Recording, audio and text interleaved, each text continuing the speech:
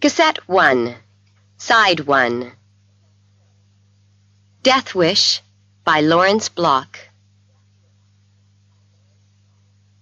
The cop saw the car stop on the bridge, but didn't think too much about it. People often stopped their cars on the bridge late at night, when there was not much traffic. The bridge was over the deep river that cut the city neatly in two, and the center of the bridge provided the best view of the city. Suicides liked the bridge too.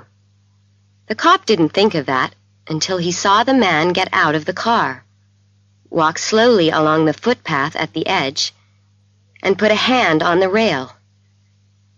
There was something about that lonely figure, something about the grayness of the night, the fog coming off the river.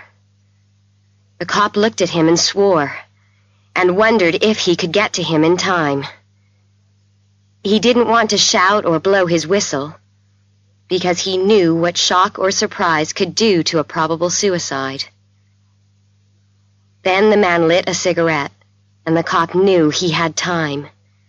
They always smoked all of that last cigarette before they went over the edge. When the cop was within 10 yards of him, the man turned, gave a slight jump, then nodded, as if accepting that the moment had passed. He appeared to be in his middle 30s, tall, with a long, narrow face and thick black eyebrows. "Looking at the city," said the cop. "I saw you here, and I thought I'd come and have a talk with you. It can get lonely at this hour of the night." He patted his pockets, pretending to look for his cigarettes, and not finding them. "Got a spare cigarette on you?" he asked. The man gave him a cigarette and lit it for him. The cop thanked the man and looked out at the city. "Looks pretty from here," he said. "Makes a man feel at peace with himself." "It hasn't had that effect on me," the man said. "I was just thinking about the ways a man could find peace for himself." "Things usually get better sooner or later, even if it takes a little while," the cop said. "It's a tough world, but it's the best we've got, and you're not going to find a better one at the bottom of a river." The man said nothing for a long time. Then he threw his cigarette over the rail and watched it hit the water. He turned to face the cop. "My name's Edward Wright. I don't think I'd have done it. Not tonight." "Something particular bothering you?" said the cop. "Not anything special." "Have you seen a doctor? That can help, you know." "So they say." "Want to get a cup of coffee?" said the cop. The man started to say something, then changed his mind. He lit another cigarette and blew out a cloud of smoke. "I'll be all right now," he said. "I'll go home, get some sleep. I haven't been sleeping well since my wife—" "Oh," the cop said. "She died. She was all I had, and, well, she died." The cop put a hand on his shoulder. "You'll get over it, Mr. Wright. Maybe you think you can't live through it, that nothing will be the same, but—" "I'd better get home," the man said. "I'm sorry to cause trouble. I'll try to relax. I'll be all right." The cop watched him drive away and wondered if he should have taken him into the police station. But if you started taking in everyone who thought about suicide, you'd never stop. He went back towards the other side of the bridge. When he reached it, he took out his notebook and wrote down the name, Edward Wright. So he would remember what the man meant. He added, big eyebrows, wife dead, thought about jumping. The psychiatrist stroked his pointed beard and looked at the patient. "No longer worth living," the man was saying. "I almost killed myself the night before last. I almost jumped from the Morrissey Bridge. And a policeman came along. I wouldn't have jumped anyway. Why not? I don't know." The endless talk of patient and doctor went on. Sometimes the doctor went through a whole hour without thinking at all, making automatic replies, but not really hearing a word that was said to him. I wonder, he thought, whether I do these people any good at all. Perhaps they only want to talk and need a listener. He listened next to a dream. Almost all his patients told him their dreams, which annoyed the psychiatrist, who never remembered having a dream of his own. He listened to this dream, glancing now and then at his watch, and wishing the hour would end. The dream, he knew, indicated a decreasing wish to live, a development of the death wish, and a desire for suicide that was prevented only by fear. But for how long? Another dream. The psychiatrist closed his eyes and stopped listening. 5 more minutes, he told himself, and then this fool would leave. The doctor looked at the man, saw the heavy eyebrows, the expression of guilt and fear. "I have to have my stomach pumped, doctor," the man said. "Can you do it here, or do we have to go to a hospital?" "What's the matter with you?" "Pills. Sleeping pills? How many did you take?" 20, said the man. 10 can kill you, said the doctor. How long ago did you take them? Half an hour. No, maybe 20 minutes. And then you decided not to act like a fool, yes? 20 minutes. Why wait this long? I tried to make myself sick. Couldn't do it. Well, we'll try the stomach pump, the doctor said. It was very unpleasant.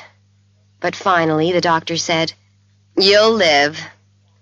Thank you, doctor. Don't thank me. I'll have to report this. I wish you wouldn't. I'm under a psychiatrist's care. It was more an accident than anything else, really. The doctor raised his eyebrows. 20 pills? You'd better pay me now. I can't risk sending bills to people who may be suicides. This is a fine gun for the price, the clerk said.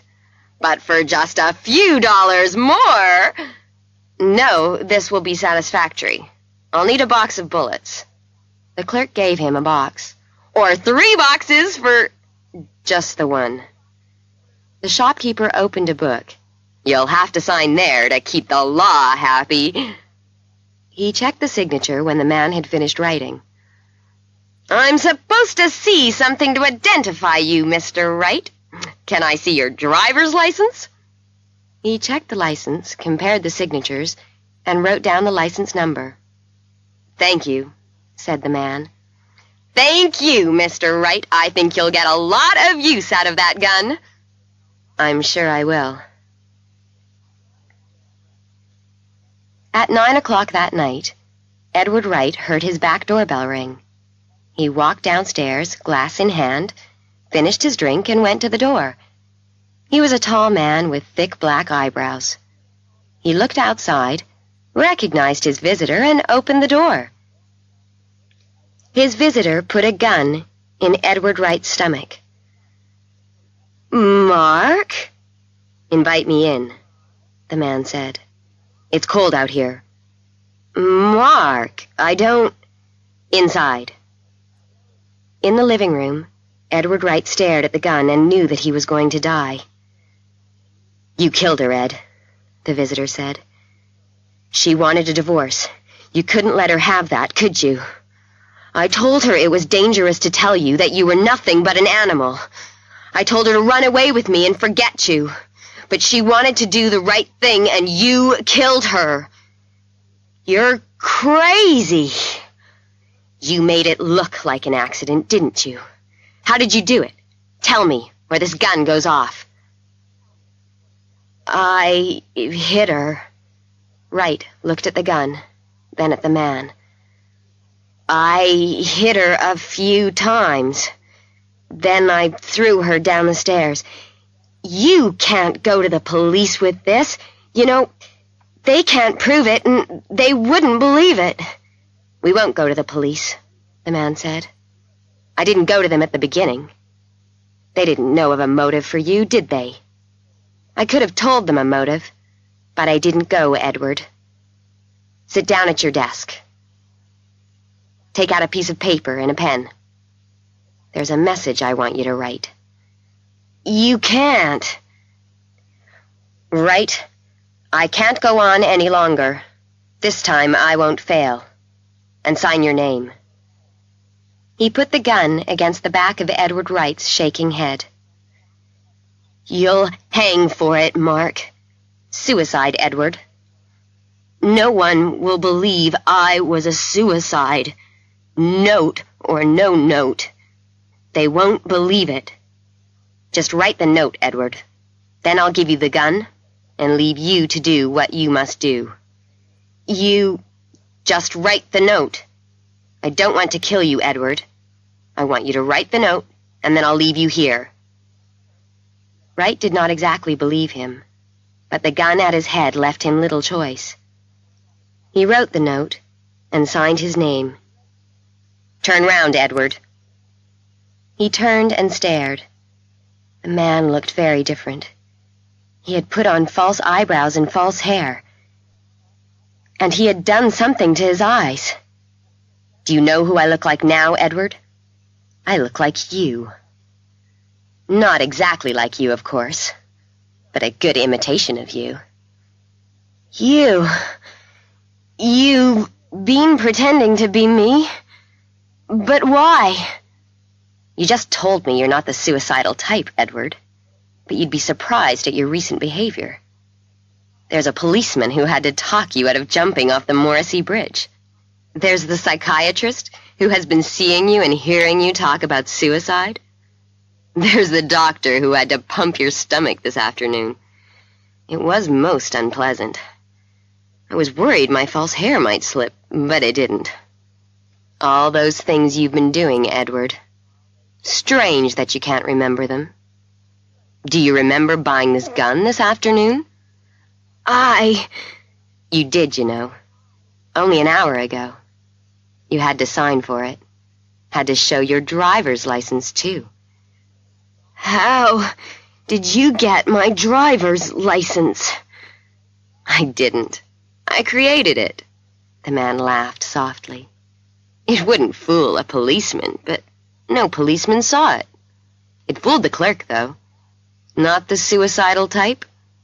All those people will swear you are, Edward. What about my friends? The people at the office? They'll all help.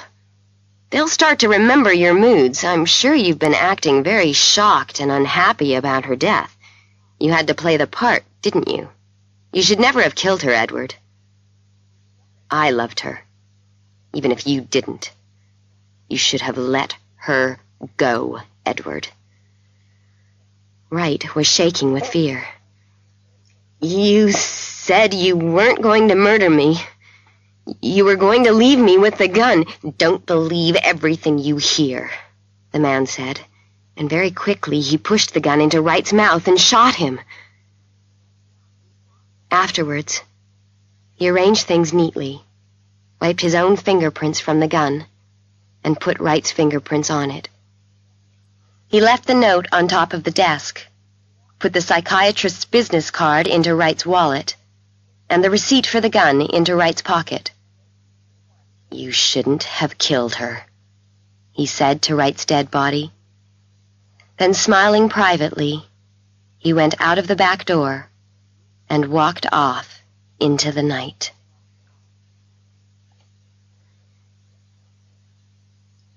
Death on Christmas Eve by Stanley Ellin.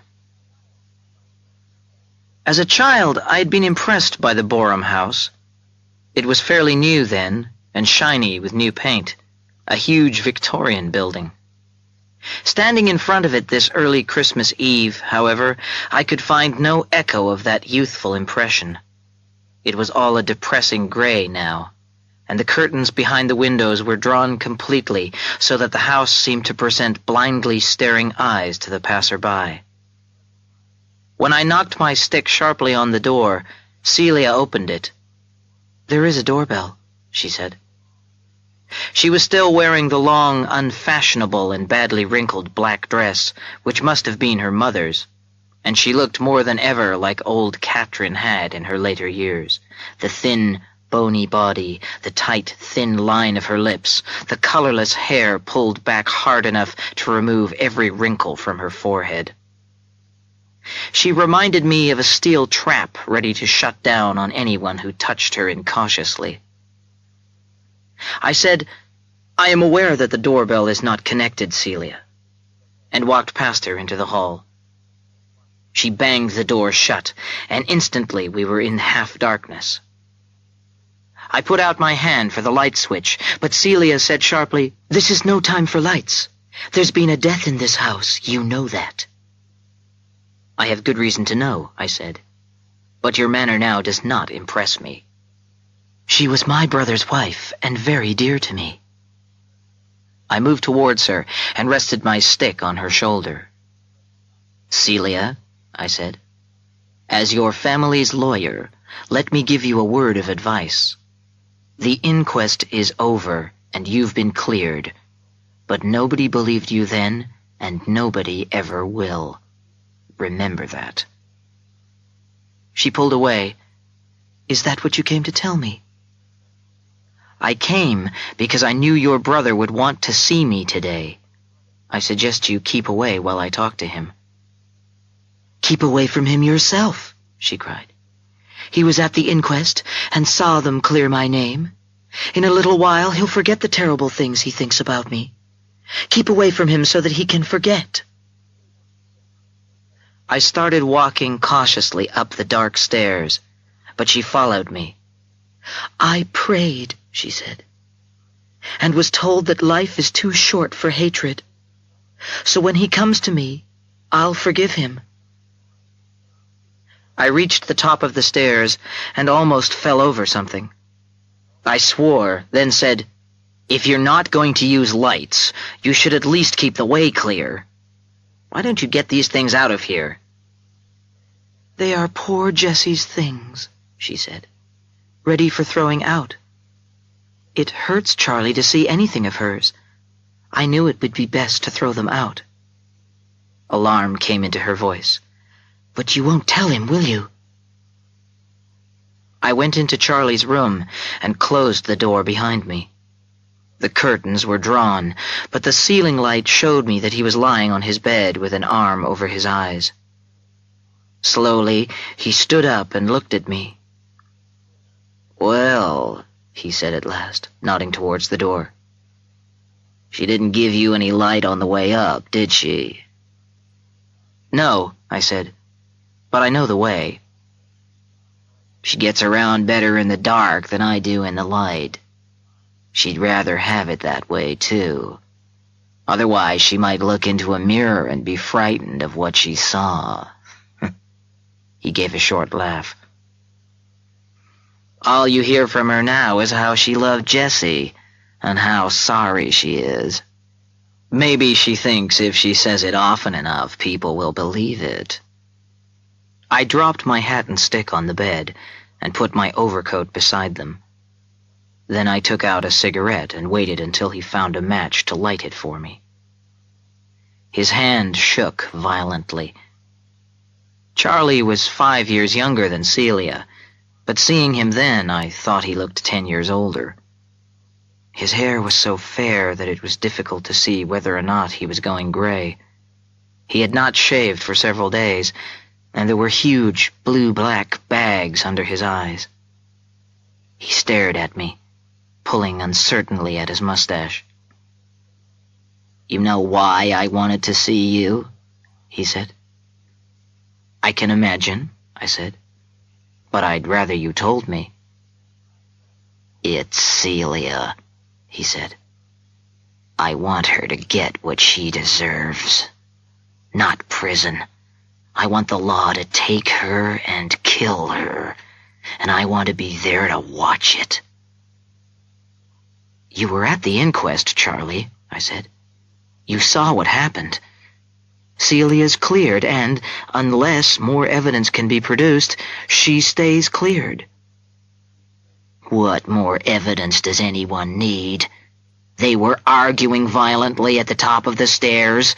Celia threw Jessie down to the bottom and killed her. That's murder, isn't it?" I was tired and sat down in the old leather armchair. "There were no witnesses," I said. "I heard Jessie scream, and I heard her fall," he said. "And when I ran out and found her there, I heard Celia bang her door shut. She pushed Jessie." "But you didn't see anything, and Celia says she wasn't there. As you weren't an eyewitness, you can't make a murder out of what might have been an accident." He slowly shook his head. "You don't really believe that," he said. "Because if you do, you can get out now and never come near me again." "It doesn't matter what I believe. I'm telling you the legal position. What about motive? What did Celia have to gain from Jessie's death? There's no money or property involved." Charlie sat down on the edge of his bed. "No," he whispered. "There's no money or property in it. It's me. First, it was the old lady with her heart trouble whenever I tried to do anything for myself. Then when she died and I thought I was free, it was Celia. She never had a husband or a baby, but she had me." "She's your sister, Charlie. She loves you." He laughed unpleasantly. "And she can't let me go. When I think back now, I still can't understand how she did it. She would look at me in a certain way, and all the strength would go out of me. And it was like that until I met Jessie. I remember the day I brought Jessie home and told Celia we were married. There was a look in her eye, the same look that must have been there when she pushed Jessie down those stairs." I said, "But you admitted at the inquest that you never saw her threaten or do anything to hurt Jessie." "Of course I never saw. But Jessie would go around sick to her heart every day without saying a word, and would cry in bed every night and not tell me why. I knew what was going on. I talked to her, and I talked to Celia, and both of them just shook their heads. But when I saw Jessie lying there, it didn't surprise me at all." "I don't think it surprised anyone who knows Celia," I said. "But that isn't evidence." He beat his hand against his knee. "What can I do? That's what I need you to tell me. All my life I've never done anything because of her, and that's what she expects now, that I won't do anything, and that she'll get away with it." He stood up and stared at the door, then at me. "But I can do something," he whispered. "Do you know what?" I stood up facing him and shook my head. "Whatever you're thinking, put it out of your mind," I said. "Don't confuse me," he said. "You know you can get away with murder if you're as clever as Celia. Don't you think I'm as clever as Celia?" I held his shoulders. "Don't talk like that, Charlie." He pulled away. His eyes were bright, and his teeth showed behind his lips. "What should I do?" he cried. "Forget everything now Jessie is dead and buried? Sit here until Celia gets tired of being afraid of me and kills me too?" "You haven't been out of this house since the inquest," I said. "It's about time you went out." "And have everybody laugh at me," he said. "Al Sharp said that some of your friends would be at his bar tonight, and he'd like to see you there," I said. "That's my advice, for whatever it's worth." "It's not worth anything," said Celia. The door had opened, and she stood there, her eyes narrowed against the light in the room. Charlie turned towards her. "I told you never to come into this room," she said. Her face remained calm. "I'm not in it. I came to tell you that your dinner is ready." He took a threatening step towards her. "Did you have your ear at the door long enough to hear everything I said?" he asked. "Or shall I repeat it for you?" "I heard an invitation to go drinking while this house is still in mourning," she said, "and I object to that." He looked at her amazed. "Celia, tell me you don't mean that. Only the blackest hypocrite alive or someone mad could say what you just said and mean it." "Mad?" she cried. "You dare use that word? Locked in your room, talking to yourself."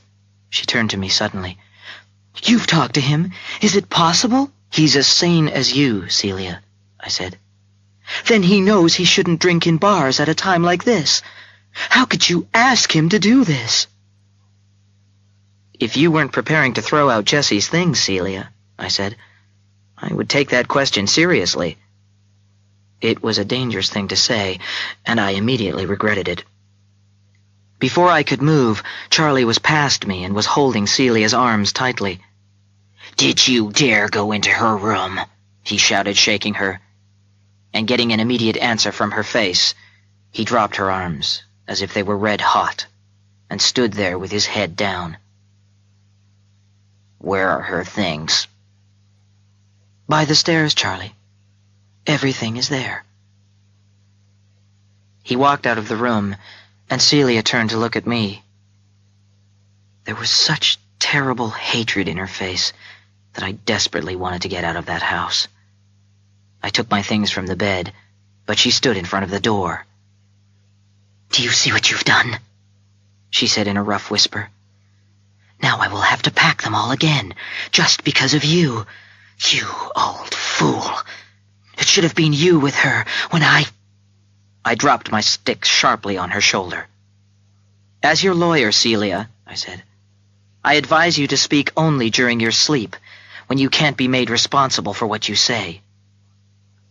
She said no more, but I made sure she stayed safely in front of me until I was out in the street again. It was only a few minutes' walk to Al Sharp's bar, and I was grateful for the clear winter air in my face. Al was alone behind the bar, polishing glasses.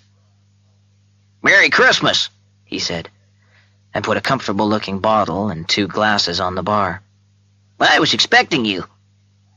Al poured 2 drinks. We drank, and he leaned across the bar. "Just come from there?" "Yes," I said.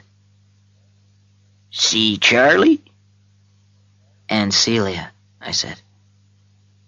"I've seen her too, when she goes by to do some shopping," he said. "Runs along with her head down as if she's being chased by something, and I guess she is." "I guess she is too," I said. "Did you tell Charlie I'd like to see him sometime?" "Yes," I said. "I told him." "What did he say?" "Nothing. Celia said it was wrong for him to come to her while he was in mourning." Al whistled softly and moved a finger in circles at his forehead in a silent, crazy. "Tell me," he said, "do you think it's safe for them to be alone together? The way things are, the way Charlie feels, there could be more trouble there." "It looked like that for a while tonight," I said. But then it calmed down. "Until the next time," said Al. "I'll be there," I said. Al looked at me and shook his head. "Nothing changes in that house," he said. "That's how you can work out all the answers. That's how I knew you'd be standing here now talking to me about it." I could still smell the dampness of the house, and I knew it would take days to get it out of my clothes. "This is one day I'd like to take out of the year permanently," I said. "And leave them alone with their problems," agreed Al. "They're not alone," I said. "Jessie is with them." Jessie will always be with them until that house and everything in it is gone. Al frowned. It's the strangest thing that ever happened in this town. The house all black, her running through the streets like something hunted, him lying there in that room with only the walls to look at for how long? When was it Jessie had that fall? By moving my eyes a little, I could see my face in the mirror behind Owl. Red, deeply lined, a little amazed. 20 years, I heard myself saying. Just 20 years ago tonight.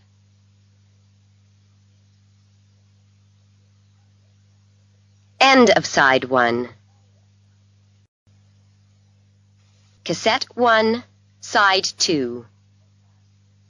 The Heroine by Patricia Highsmith. The girl was so sure she would get the job that she had come to Westchester with her suitcase. She sat in the living room of the Christensens' house, looking, in her plain blue coat and hat, even younger than her 21 years. "Have you worked as a governess before?" Mr. Christensen asked. He sat beside his wife on the sofa. "Any references, I mean?" "I was a maid at Mr. Dwight Howell's home in New York for the last 7 months." Lucille looked at him with suddenly wide gray eyes. "I could get a reference from there if you like, but when I saw your advertisement this morning, I didn't want to wait. I've always wanted a place where there are children." Mrs. Christensen smiled at the girl's enthusiasm and said, "We might phone them, of course. What do you say, Ronald? You wanted someone who really liked children." And 15 minutes later, Lucille Smith was standing in her room in the servants' house at the back of the big house, putting on her new white uniform. "You're starting again, Lucille," she told herself in the mirror. "You're going to forget everything that happened before." But her eyes grew too wide again, as though to deny her words. They looked like her mother's when they opened like that, and her mother was part of what she must forget. There were only a few things to remember, a few silly habits, like burning bits of paper in ashtrays, forgetting time sometimes, little things that many people did, but that she must remember not to do. With practice, she would remember, because she was just like other people. Hadn't the psychiatrist told her so? She looked out at the garden and lawn that lay between the servants' house and the big house. The garden was longer than it was wide, and there was a fountain in the center. It was a beautiful garden, and trees so high and close together that Lucille could not see through them, and did not have to admit or believe that there was another house somewhere beyond. The Howell house in New York. Tall and heavily ornamented, looking like an old wedding cake in a row of other old wedding cakes. The Christensen house was friendly and alive. There were children in it. Thank God for the children. But she had not even met them yet. She hurried downstairs and went across to the big house. What had the Christensens agreed to pay her? She could not remember and did not care. She would have worked for nothing just to live in such a place. Mrs. Christensen took her upstairs to the nursery, where the children lay on the floor among colored pencils and picture books. "Nicky, Heloise, this is your new nurse," their mother said. "Her name is Lucille." The little boy stood up and said, "How do you do?" "And Heloise," Mrs. Christensen said, leading the second child, who was smaller, to Lucille. Heloise stared and said, "How do you do?" "Nicky is 9 and Heloise 6. Lucille could not take her eyes from them. They were the perfect children of her perfect house. They looked up at her with eyes that were curious, trusting, loving. Mrs. Christensen smoothed the little girl's hair with a loving gentleness that fascinated Lucille. "It's just about time for their lunch," she said. "You'll have your meals up here, Lucille. Elizabeth will be up with the lunch in a few minutes." She paused at the door. "You aren't nervous about anything, are you, Lucille?" "Oh, no, madam." "Well, you mustn't be." She seemed about to say something else, but only smiled and went out. Lucille stared after her, wondering what that something else might have been. "You're a lot prettier than Catherine," Nicky told her. "Catherine was our nurse before. She went back to Scotland. We didn't like Catherine." "No," said Heloise. "We didn't like Catherine." Nicky stared at his sister. "You shouldn't say that. That's what I said." Lucille laughed, then Nicky, and Heloise laughed too. A maid entered with lunch and put it on the table in the center of the room. "I'm Lizabeth Jenkins, miss," she said shyly. "My name's Lucille Smith," the girl said. "If you need anything, just shout," said the maid. There were 3 omelets and some tomato soup. Lucille's coffee was in a silver pot, and the children had 2 large glasses of milk. It was wonderful to be with these children. She had always been clumsy at the Howell house, but here it would not matter if she dropped a plate or a spoon. The children would only laugh. Lucille drank some of her coffee, but the cup slipped and she spilled some of the coffee on the cloth. "Piggy!" laughed Heloise. "Heloise!" said Nicky, and went to fetch some paper towels from the bathroom. They cleaned up together. "Dad always gives us a little of his coffee," said Nicky, as he sat down again. Lucille had been wondering if the children would mention her spilling the coffee to their mother. She sensed that Nicky was offering her a bribe. "Does he?" she asked. "He pours a little in our milk," Nicky went on. "Like this?" Lucille poured a bit into each glass. The children gasped with pleasure. "Yes!" "Catherine wouldn't give us any coffee, would she, Heloise?" said Nicky. "Not her." Heloise took a long, delicious drink. A happy feeling rose inside Lucille. The children liked her. There was no doubt of that. She remembered going to public parks in the city during the 3 years she had worked as a maid in different houses, just to sit and watch the children play. But they had usually been dirty and had used bad language. Once, she had seen a mother hit her own child across the face. Lucille remembered how she had run away in pain and horror. "Why do you have such big eyes?" Heloise demanded. Lucille jumped. "My mother had big eyes, too," she said, deliberately as if confessing. Her mother had been dead 3 weeks now, but it seemed much longer. That was because she was forgetting all the hope of the last 3 years as she had waited for her mother to recover. But recover to what? The illness was something separate, something which had killed her mother. It had been stupid to hope for her mother to become sane, which she had never been. Even the doctors had told her that. And they had told her other things about herself. Good, encouraging things. That she was as sane as her father had been. "You haven't finished eating," said Nicky. "I wasn't very hungry," said Lucille. "We could go out to the sandbox now," he suggested. "I want you to see our castle." The sandbox was in the back corner of the house.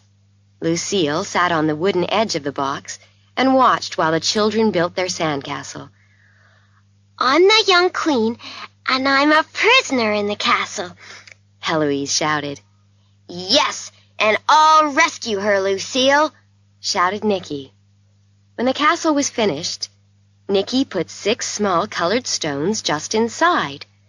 "These are the good soldiers," he said. "They're prisoners in the castle, too." Heloise got more small stones from the garden. She was to be the castle army as well as the queen.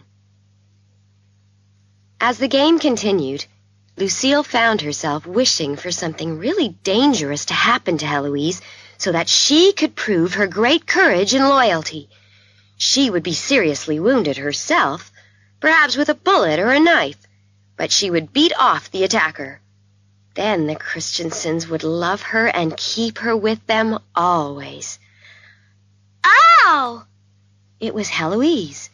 Nicky had pushed one of her fingers against the edge of the box as they struggled to get the same small stone. Lucille was alarmed at the sight of the blood and was wildly afraid that Lizabeth or Mrs. Christensen might see it.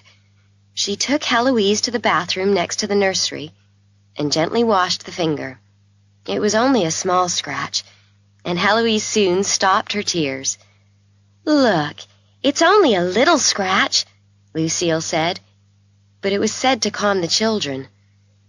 To Lucille, it was not a little scratch. It was a terrible disaster which she had failed to prevent.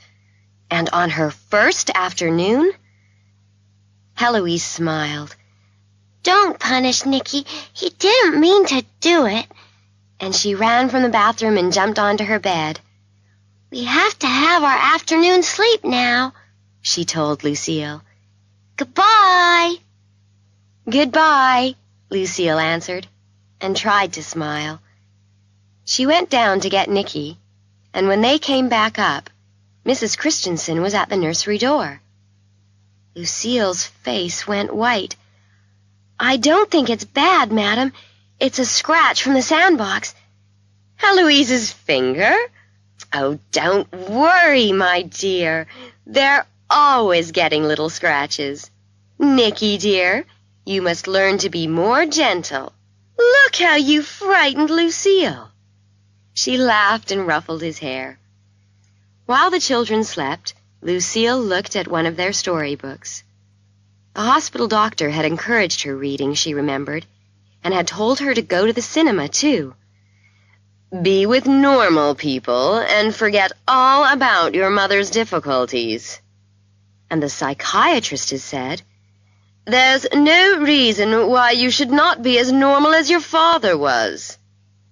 Get a job outside the city. Relax. Enjoy life.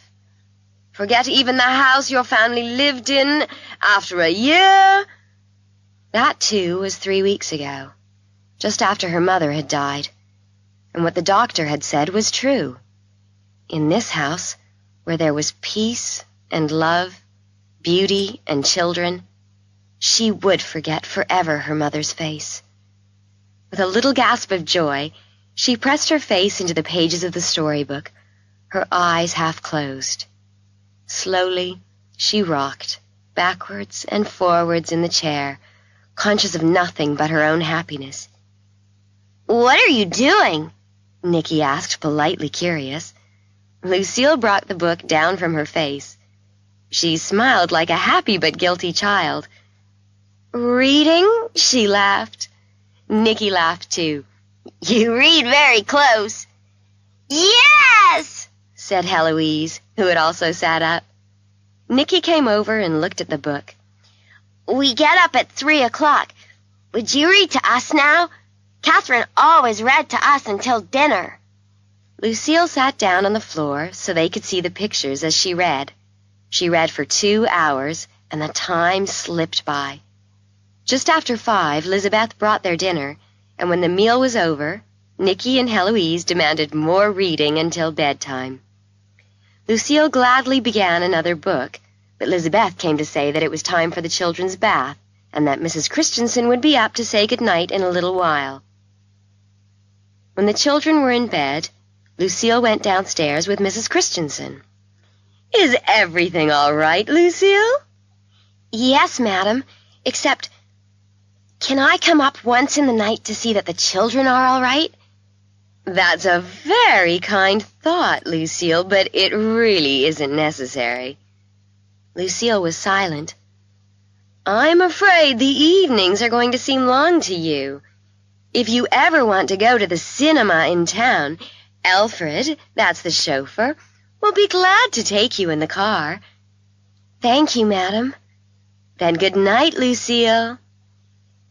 Lucille went out the back way and across the garden. When she opened her door, she wished it was the nursery door, that it was morning and time to begin another day.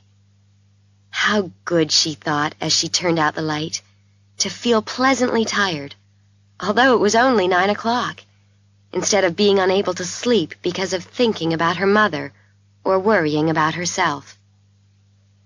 She remembered one day not so long ago, when for 15 minutes she had been unable to think of her name. She had run in fear to the doctor. That was past. She might even ask Alfred to buy her some cigarettes, a luxury she had denied herself for months. The second day was like the first, except that there was no scratched hand, and so was the third and the fourth. The only thing that changed was Lucille's love for the family, a love which grew greater each day. Saturday evening, she found an envelope addressed to herself at the servant's house. Inside was $20. It meant nothing to her. To use it, she would have to go to the shops where other people were. What use had she for money if she were never to leave the Christensen home? In a year's time, she would have $1,040, and in 2 years, $2,080. Eventually, she would have as much as the Christensens, and that would not be right. Would they think it was very strange if she asked to work for nothing, or for $10 perhaps? She went to see Mrs. Christensen the next morning. "It's about my pay, madam," she said. "It's too much for me." Mrs. Christensen looked surprised. "You are a funny girl, Lucille. You want to be with the children day and night. You're always talking about doing something important for us. And now your pay is too much." She laughed. "You're certainly different, Lucille." Lucille was listening closely. "How do you mean different, madam?" "I've just told you, my dear, and I refuse to pay you less, because that would be treating you badly. In fact, if you ever want more—" "Oh, no, madam, but I wish there was something more I could do for you and the children. Something bigger." "Nonsense, Lucille," Mrs. Christensen interrupted. "Mr. Christensen and I are both very pleased with you." "Thank you, madam." Lucille went back to the nursery where the children were playing. Mrs. Christensen did not understand. If she could just explain about her mother and her fear of herself for so many months, how she had never dared take even a cigarette, and how just being with the family in this beautiful house had made her well again. That night, she sat in her room with the light on until after 12 o'clock. She had her cigarettes now, and allowed herself just 3 in the evening. But even those were enough to relax her mind, to make her dream of being a heroine. And when the 3 cigarettes were smoked, and she would have liked another, she put them in her top drawer so that they could not tempt her. She noticed the $20 bill the Christensens had given her. She took a match and lit it, and put the burning end down against the side of her ashtray. Slowly, she lit the rest of the matches, one after another, and made a tiny, well-controlled fire. When all the matches were burnt, she tore the $20 bill into bits and added these to the fire. Mrs. Christensen did not understand, but if she saw this, she might. But this was not enough. Just loyal service was not enough either. Anyone would give that for money. She was different. Mrs. Christensen had said that. Lucille remembered what else Mrs. Christensen had said. "Mr. Christensen and I are both very pleased with you." Lucille smiled at the memory. She felt wonderfully strong and happy. Only one thing was lacking in her happiness. She had to prove herself in a crisis. She moved nervously around the room. If only there were a flood. She imagined the water coming higher and higher around the house until it almost rushed into the nursery.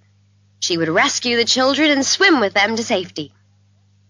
Or, if there were an earthquake, she would rush in among falling walls and pull the children out. Perhaps she would go back for some small thing, one of Nicky's toys, and be killed. Then the Christensens would know how much she loved them. Or, if there were a fire. Fires were common things. There might be a terrible fire just from the gasoline that was in the garage. She went downstairs, through the door that opened into the garage. The gasoline tank was 3 feet high and completely full. Despite its weight, she got it out of the garage and rolled it across the garden, making no noise on the grass. The windows were dark, but even if there had been lights, Lucille would not have stopped. Nor if Mr. Christensen himself had been standing by the fountain, because probably she would not have seen him. She poured some gasoline on a corner of the house, rolled the tank further, and poured some more. She went on like this until she reached the far corner. Then she lit a match and walked back the way she had come, touching it against the wet places. Without looking back, she went to stand by the door of the servants' house to watch. At first, the flames were pale and eager. Then they became yellow with bits of red. Lucille began to relax. She would let the flames grow tall, even to the nursery window, before she rushed in so that the danger would be at its highest. A smile came to her mouth, and her face was bright in the light of the fire. Anyone seeing her there would certainly have thought her a beautiful young woman. She had lit the fire at 5 places, and now it was creeping up the house like the fingers of a hand, warm and gentle. Lucille smiled, but made herself wait. Suddenly, the gasoline tank, having grown too warm, exploded with a sound like a huge gun and lit up the whole garden for an instant. As though this was the sign for which she had been waiting, Lucille went confidently forward. End of Side 2.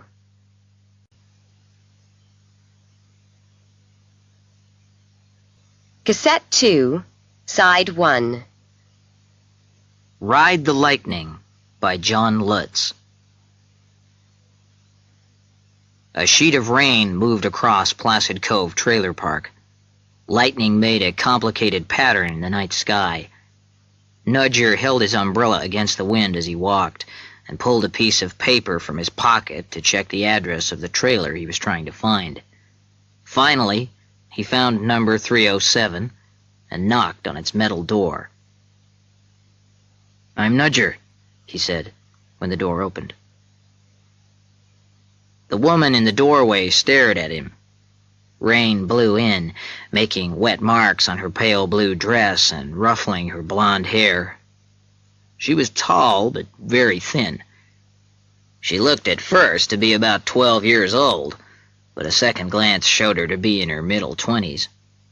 She had blue eyes, a large mouth, and top teeth that rested on her bottom lip when she wasn't talking.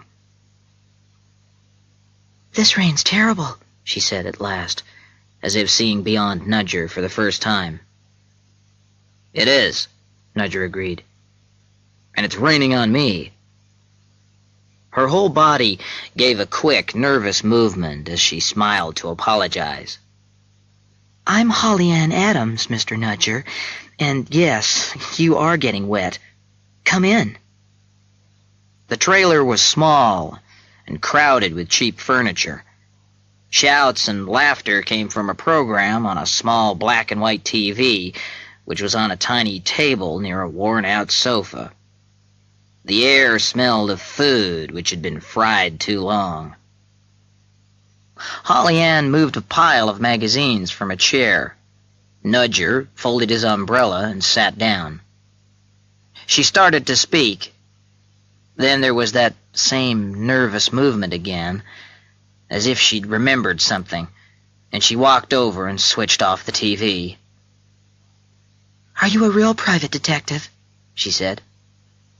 "I am," Nudger said. "Did someone recommend me to you, Miss Adams?" "I got your name out of the phone book, and if you're going to work for me, it can be Holly Ann without the Adams." "Except on the check," Nudger said. She smiled a wicked 12-year-old smile. "Oh, sure. Don't worry about that. I already wrote you a check. I just have to fill in the amount. That's if you agree to take the job. You might not." "Why not?" "It's to do with my fiancé, Curtis Colt." For a few seconds, Nudger listened to the rain crashing on the roof.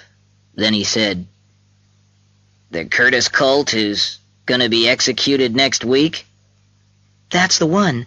But he didn't kill that liquor store woman, and that's a fact. It's not right that he should have to ride the lightning." "Ride the lightning?" "That's what prisoners call dying in the electric chair. Curtis doesn't belong in it, and I can prove it." "It's a little late for that kind of talk," Nudger said. "Or did you give evidence for Curtis in court?" "No, I couldn't. All those lawyers and the judge and jury don't even know about me. Curtis didn't want them to know, so he never told them." "Tell me about Curtis Colt," Nudger said. "Give me the details." "Well, they say Curtis was inside the liquor store robbing it.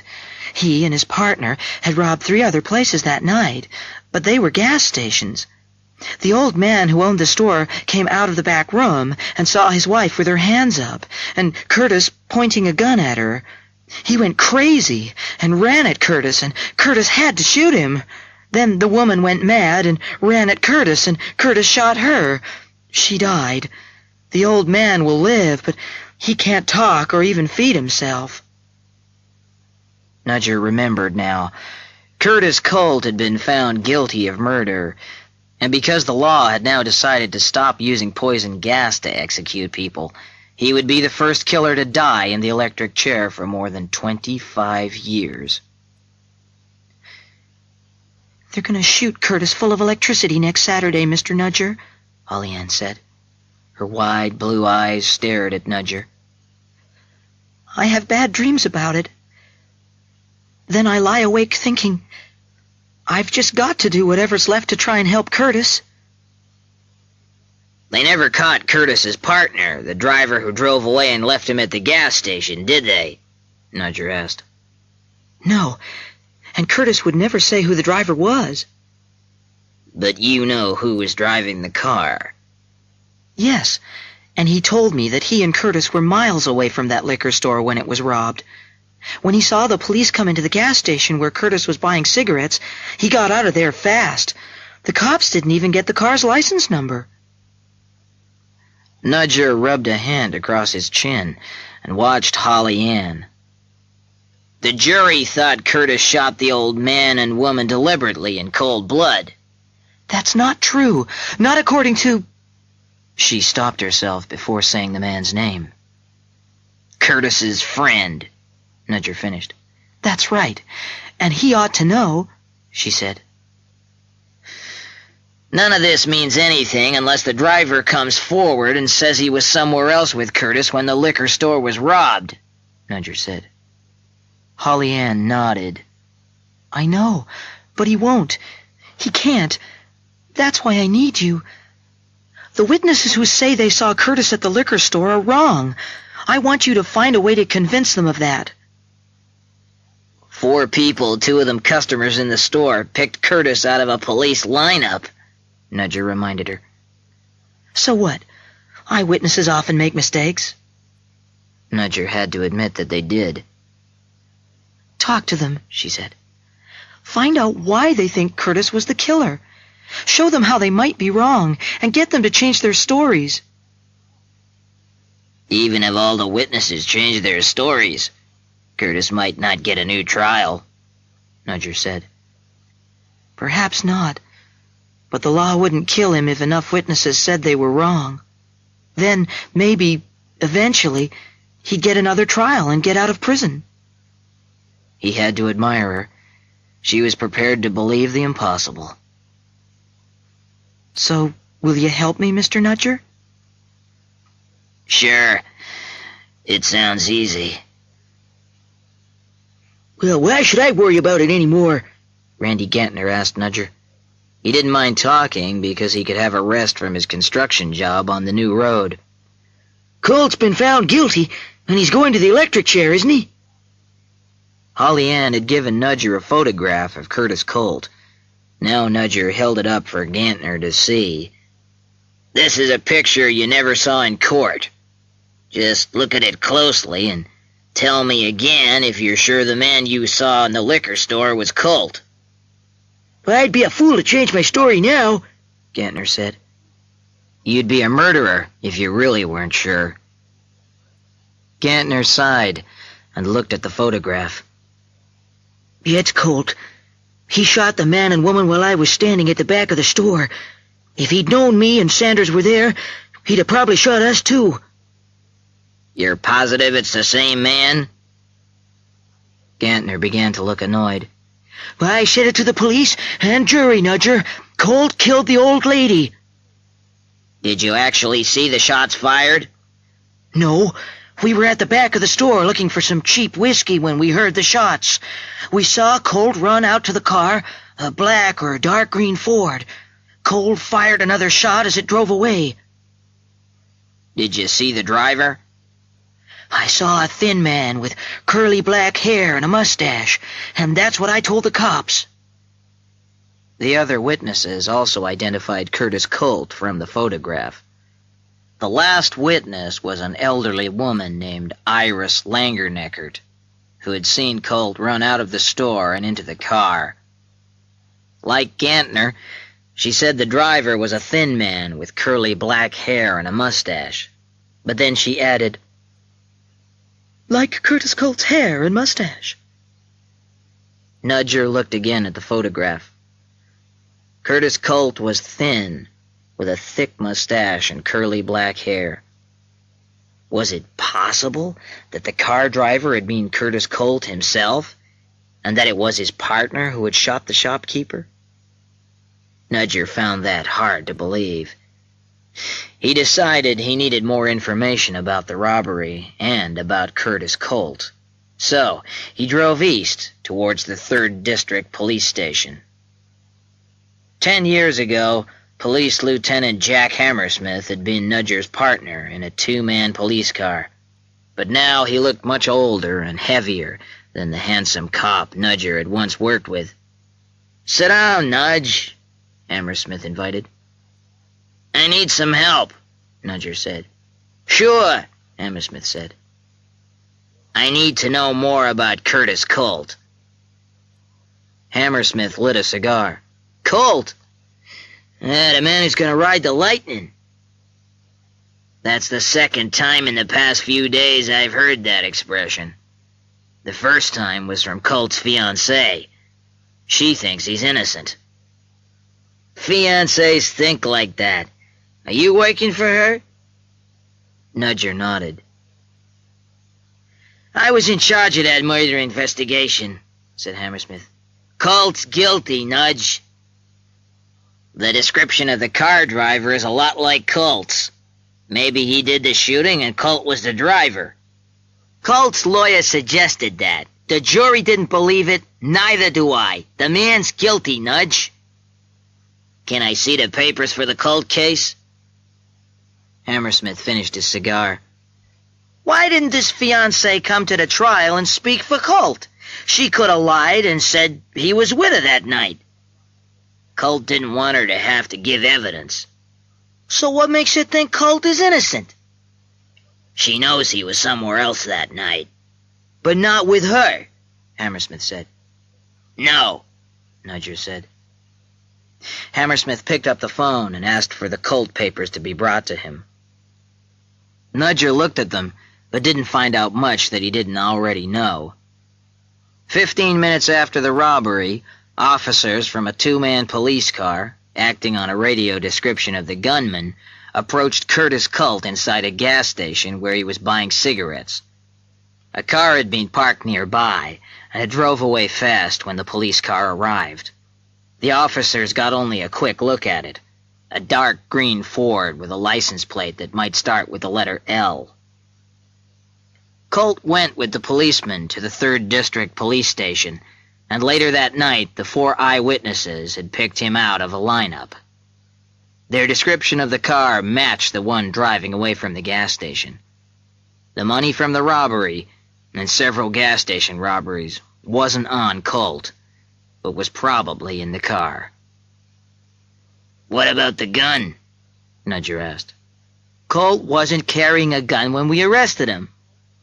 "Seems odd," Nudger said. "Not really.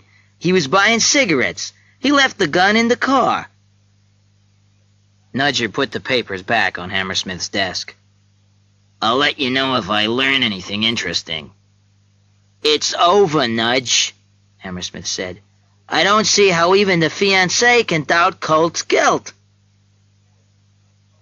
"She has bad dreams about Colt dying in the electric chair," Nudger said. "Colt probably has bad dreams too," Hammersmith said. "But he deserves his." "None of the witnesses are in any doubt about identifying Curtis Colt as the killer," Nudger said to Holly Ann in her trailer the next day. "They know what's going to happen to Curtis," she said. "They don't want to live knowing they might have made a mistake and killed an innocent man, so they've convinced themselves it was Curtis they saw." She looked at him for a moment or two, then went on. "I see you need to be convinced of Curtis's innocence. Come here tonight at 8, Mr. Nudger, and I'll convince you." "How?" "I can't tell you. You'll understand why tonight." "Why do we have to wait until tonight?" "Oh, you'll see." Nudger felt as if they were playing a children's guessing game, while Curtis Colt waited to go to the electric chair. He'd never seen an execution. He heard it took longer than most people thought for the prisoner to die. At 8 o'clock that evening, Nudger was sitting at the tiny table in Holly Ann's kitchen. Opposite him was a thin, nervous man in his late 20s, dressed in a shirt with long sleeves, despite the heat, and wearing sunglasses. Holly Ann introduced him as "Len, but that's not his real name," and said he was Colt's partner and the driver of the car on the night of the murder. "But me and Curtis weren't anywhere near the liquor store when those people got shot," he said. Nudger assumed the sunglasses were so that he couldn't identify Len if he ever went to court. Len had dark brown hair that fell to his shoulders, and when he moved his arm, Nudger saw something blue and red on his wrist, a tattoo, which explained the long-sleeve shirt. "Your hair didn't grow that long in the 3 months since the liquor store killing," Nudger said, "so that helps you. The witnesses say the driver had short curly hair like Colt's and a mustache." "I'll be honest with you," Len said. "Me and Curtis look alike, so to confuse any witnesses if we got caught, I used to put my hair up and wear a wig that looks like Curtis's hair, and I shaved off my mustache a month ago." "Can you prove you were the other side of town at the time of the murder?" Nudger asked. "No, but I'm telling the truth. I just want you to believe Curtis is innocent," said Len desperately. "Because he is, and so am I." Nudger understood why Len was taking a risk coming here. If Colt was guilty of murder, Len was guilty of being at the liquor store with him. Once Colt was dead, there was always a chance that Len would be caught and sent to prison for life, or even be executed. It wasn't necessary to actually fire the gun to be found guilty of murder. "Are you giving Holly Ann the money to pay me?" Nudger asked. Some of it, yes, Len said. I gave her some of the money Curtis and I stole. Dirty money, Nudger thought. Dirty job. But if Curtis Colt was innocent... Okay, I'll keep working on this. Thanks, Len said. Stay here with Holly Ann for 10 minutes after I leave. I want to know I'm not being followed. It's not that I don't trust you, but I've got to be sure, you understand? I understand. Go. Len went out, and Nudger heard him running away. You know I have to tell the police about this conversation, don't you? Nudger said to Holly Ann. She nodded. That's why we arranged it this way. They might want to talk to you. It doesn't matter, Holly Ann said. I don't know where Len is, or even his real name. He'll find out all he needs to know about Curtis from the newspapers. I don't believe it, Hammersmith said angrily, chewing on his cigar. Angrily because he did believe it a little bit, and didn't like to think it was possible he was sending an innocent man to his death. This Len character is just trying to keep himself away from a murder trial. It could be like that, Nudger admitted. It would help if you gave us a better description of Len, Hammersmith said, still angry. I gave you what I could, Nudger said. You gonna question Holly Ann? Sure, but it won't do any good. She's probably telling the truth and doesn't know how to find Len. You could have her trailer watched. You think Holly Ann and Len might be lovers? No, Nudger said. Then they'll probably never see each other again. Watching her trailer would be a waste of time. Nudger knew Hammersmith was right. He stood up. What are you gonna do now? Hammersmith asked.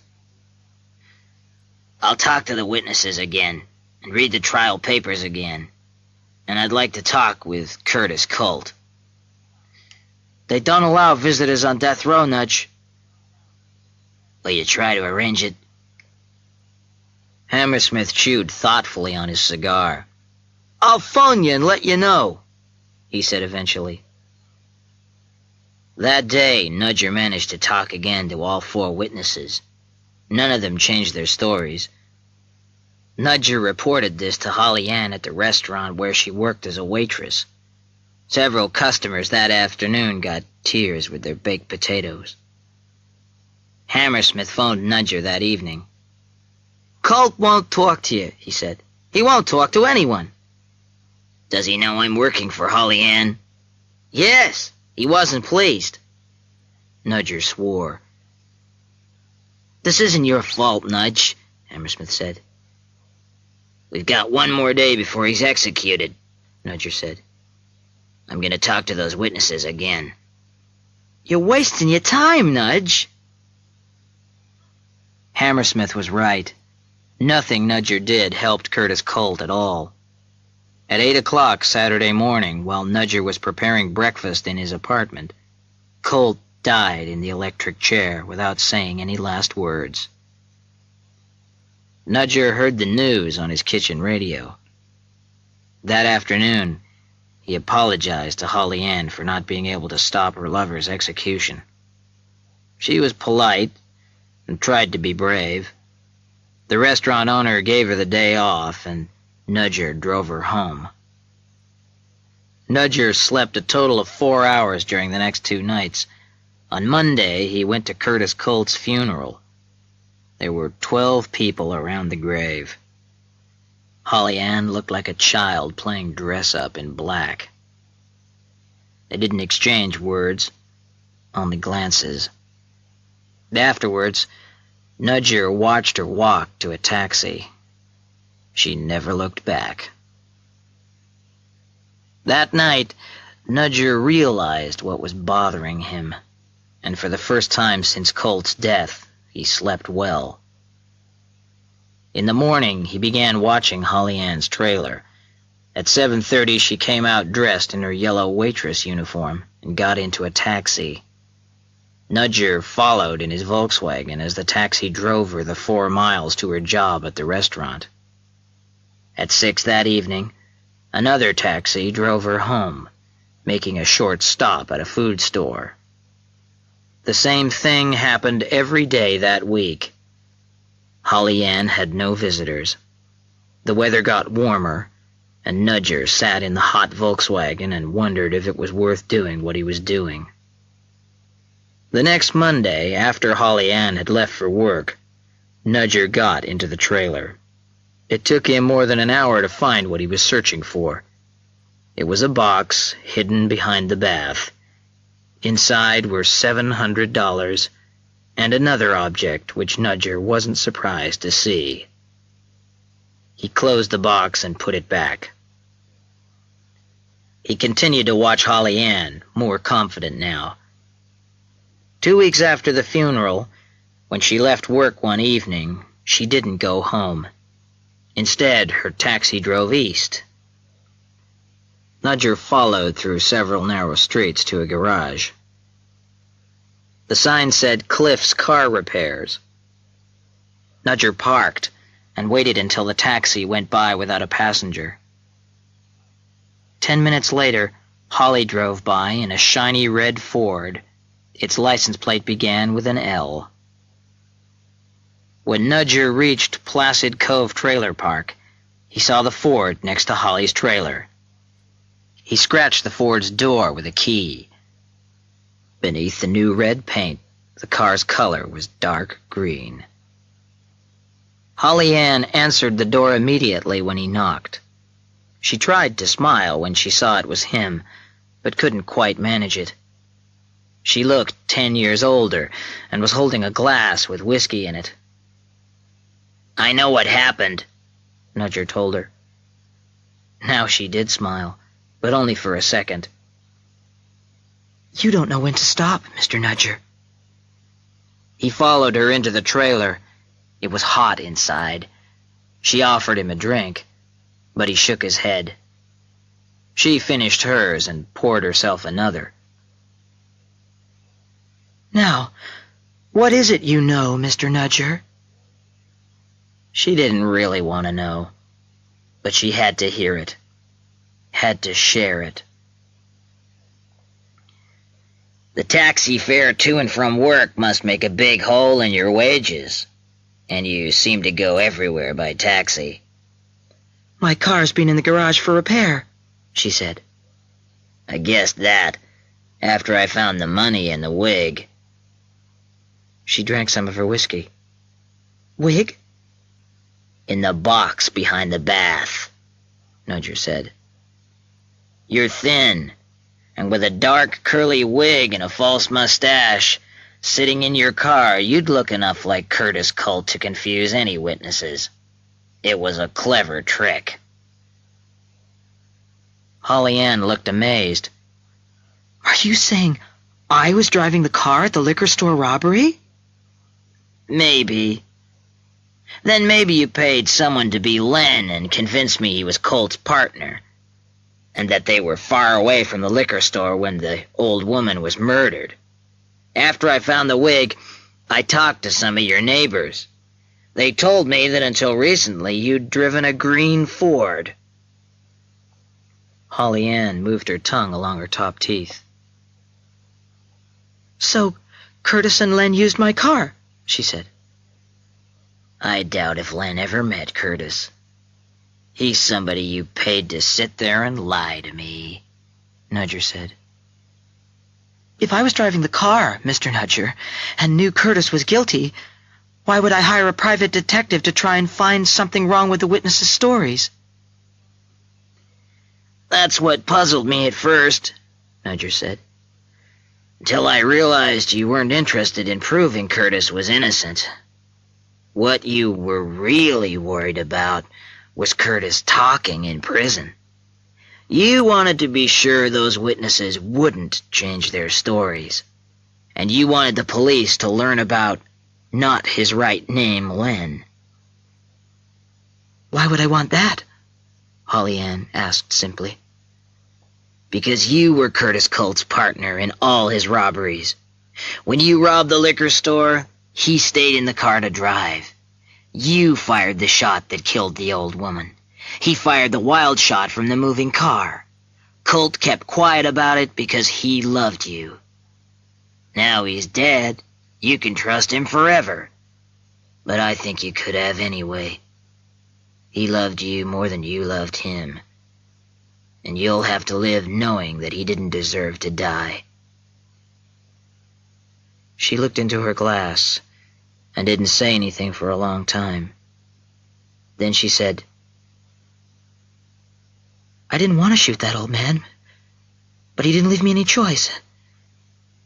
Then the old woman came up to me." She looked at Nudger and smiled. It was a smile he didn't like. "God help me, Mr. Nudger. I can't stop thinking about shooting that old woman." "You murdered her," Nudger said. "And you murdered Curtis Colt by letting him die for you." "You can't prove anything," she said, still with the same frightening smile. "You're right," Nudger said. "I can't. But Curtis Colt rode the lightning, and his bad dreams died with him. Yours will stay with you for years. I think you'll come to agree his way was easier." She sat very still. She didn't answer. Nudger stood up and wiped his damp forehead with the back of his hand. He felt hot and dirty in the tiny trailer, and he wanted to get out. He didn't say goodbye to Holly Ann when he walked out. She didn't say goodbye to him. The last thing Nudger heard as he left the trailer was the sound of the bottle clinking on the glass. End of Side 1. Cassette 2, Side 2. The Lipstick by Mary Roberts Rinehart. I walked home after the inquest. Mother had gone in the car, looking rather sick, as she had done since Eleanor's death. Not that she had liked Eleanor. My cousin, Eleanor Hammond, had gone happily through life as if she woke each morning wondering what would be the most fun that day, stretching her long, lovely body between her silk sheets. How bitter Mother was about those sheets. And calling to poor, tired old Fred in his dressing room, "Let's have some people in for drinks, Fred." "Anything you say, my love." Anything Eleanor said was all right with Fred. I remembered his face at the inquest, shocked and puzzled. "You know of no reason why Mrs. Hammond should take her own life?" "None at all." "Nothing about her health caused her anxiety?" "Nothing. She always seemed to be in perfect health. She was seeing Dr. Barkley." "She was tired," he said unhappily. But Eleanor had either fallen or jumped from that 10th floor window of Dr. Barkley's waiting room, and the coroner clearly believed she had jumped. The doctor had not seen her that day, only the nurse. "There was no one else in the waiting room," she told the coroner. "The doctor was with a patient. Mrs. Hammond sat by the window, took off her hat, lit a cigarette, and picked up a magazine. Then I went back to my office and didn't see her again until—" She was a pretty little thing. She looked pale. "What happened next?" said the coroner gently. "I heard the other patient leave. She went out from the doctor's room. When he rang for the next patient, I went to get Mrs. Hammond. She wasn't there. I saw her hat, but her bag was gone. Then—" She stopped and swallowed. "Then I heard people shouting in the street, and I looked out of the window." The coroner gave her a little time, then said, "Would you say she was depressed that morning, Miss Cummings?" I thought she seemed very cheerful, she said. The window was open beside her. Yes, I couldn't believe it. She was crying by this time, and it was clear she had told all she knew. Dr. Barkley, who had just come in, was called next. He was in his late 30s and quite good-looking. Knowing Eleanor, I wondered. She had liked handsome men. Fred, who was not at all handsome, was the exception. Beside me, Mother had also noticed the doctor's good looks. So that's it, she said disapprovingly. Eleanor had as much need for a psychiatrist as I need a third leg. The doctor had not seen Eleanor at all that morning. When he rang and nobody came, he went to the waiting room where Miss Cummings was looking out of the window. Suddenly she began to scream. Fortunately, a Mrs. Thompson arrived at that time and went to help her. Asked about Eleanor's visits to him, he said, I have many patients who are nervous and anxious. Mrs. Hammond had been like that for years. That is all? She spoke of no particular trouble? He smiled faintly. We all have troubles. Some we imagine, some are real. But I would say that Mrs. Hammond was an unusually normal person. I had recommended that she go away for a rest. I believe she meant to do so. His voice was cool and efficient. Fred, however, was watching him closely. You did not think she intended suicide? No, not at any time. He would not speak about anything Eleanor had imagined. His relationships with his patients, he said, were confidential. If he knew anything of value, he would tell them. But he did not. He sat down near us, and the next witness was called. It was the Mrs. Thompson who had looked after the nurse. I clean the doctor's apartment for him once a week, she said. That day I needed a little money in advance, so I went to see him. She had not entered the office at once. She had looked in the waiting room and seen Eleanor, and had waited in the hall where it was cool. She saw the last patient, a woman, leave the doctor's room and go down the stairs. A minute or so later, she heard the nurse scream. She was looking out of the window screaming, she said.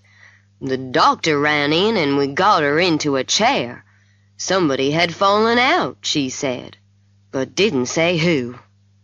Asked how long she had been in the hall, she thought about 1/4 of an hour. She was sure no other patient had entered during that time. She would have seen them. You found something belonging to Mrs. Hammond, didn't you, in the waiting room? Yes, I found her bag.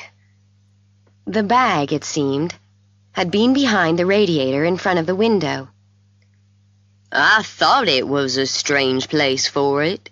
If she was going to do what she did, I gave it to the police when they came. So Eleanor, having put her hat on the table, had dropped her bag behind the radiator before she jumped? Somehow it didn't make sense to me. The verdict was suicide. Nobody mentioned murder. After Mrs. Thompson's evidence, it seemed impossible. Fred listened with dead eyes. His sister Margaret, sitting beside him, stood up. Dr. Barkley stared ahead of him, then he got up and went out. I was angry as I walked home. I had always liked Eleanor, even though Mother said she took Fred away from me. But Fred never saw me after he first met her. He had loved her with a blind passion from the start. Fools, I thought. Even if Eleanor was in trouble, she would never have jumped out of a window. Somebody had killed her and had got away with it. Who hated her enough for that? A jealous wife? It was possible. She would play around with a woman's husband until she was tired of him. But she had not been doing that lately. She had been rather quiet.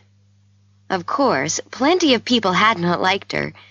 She would ignore their feelings or laugh at them. She said what she had to say, and sometimes it wasn't pleasant, even to Fred, but he had never got angry.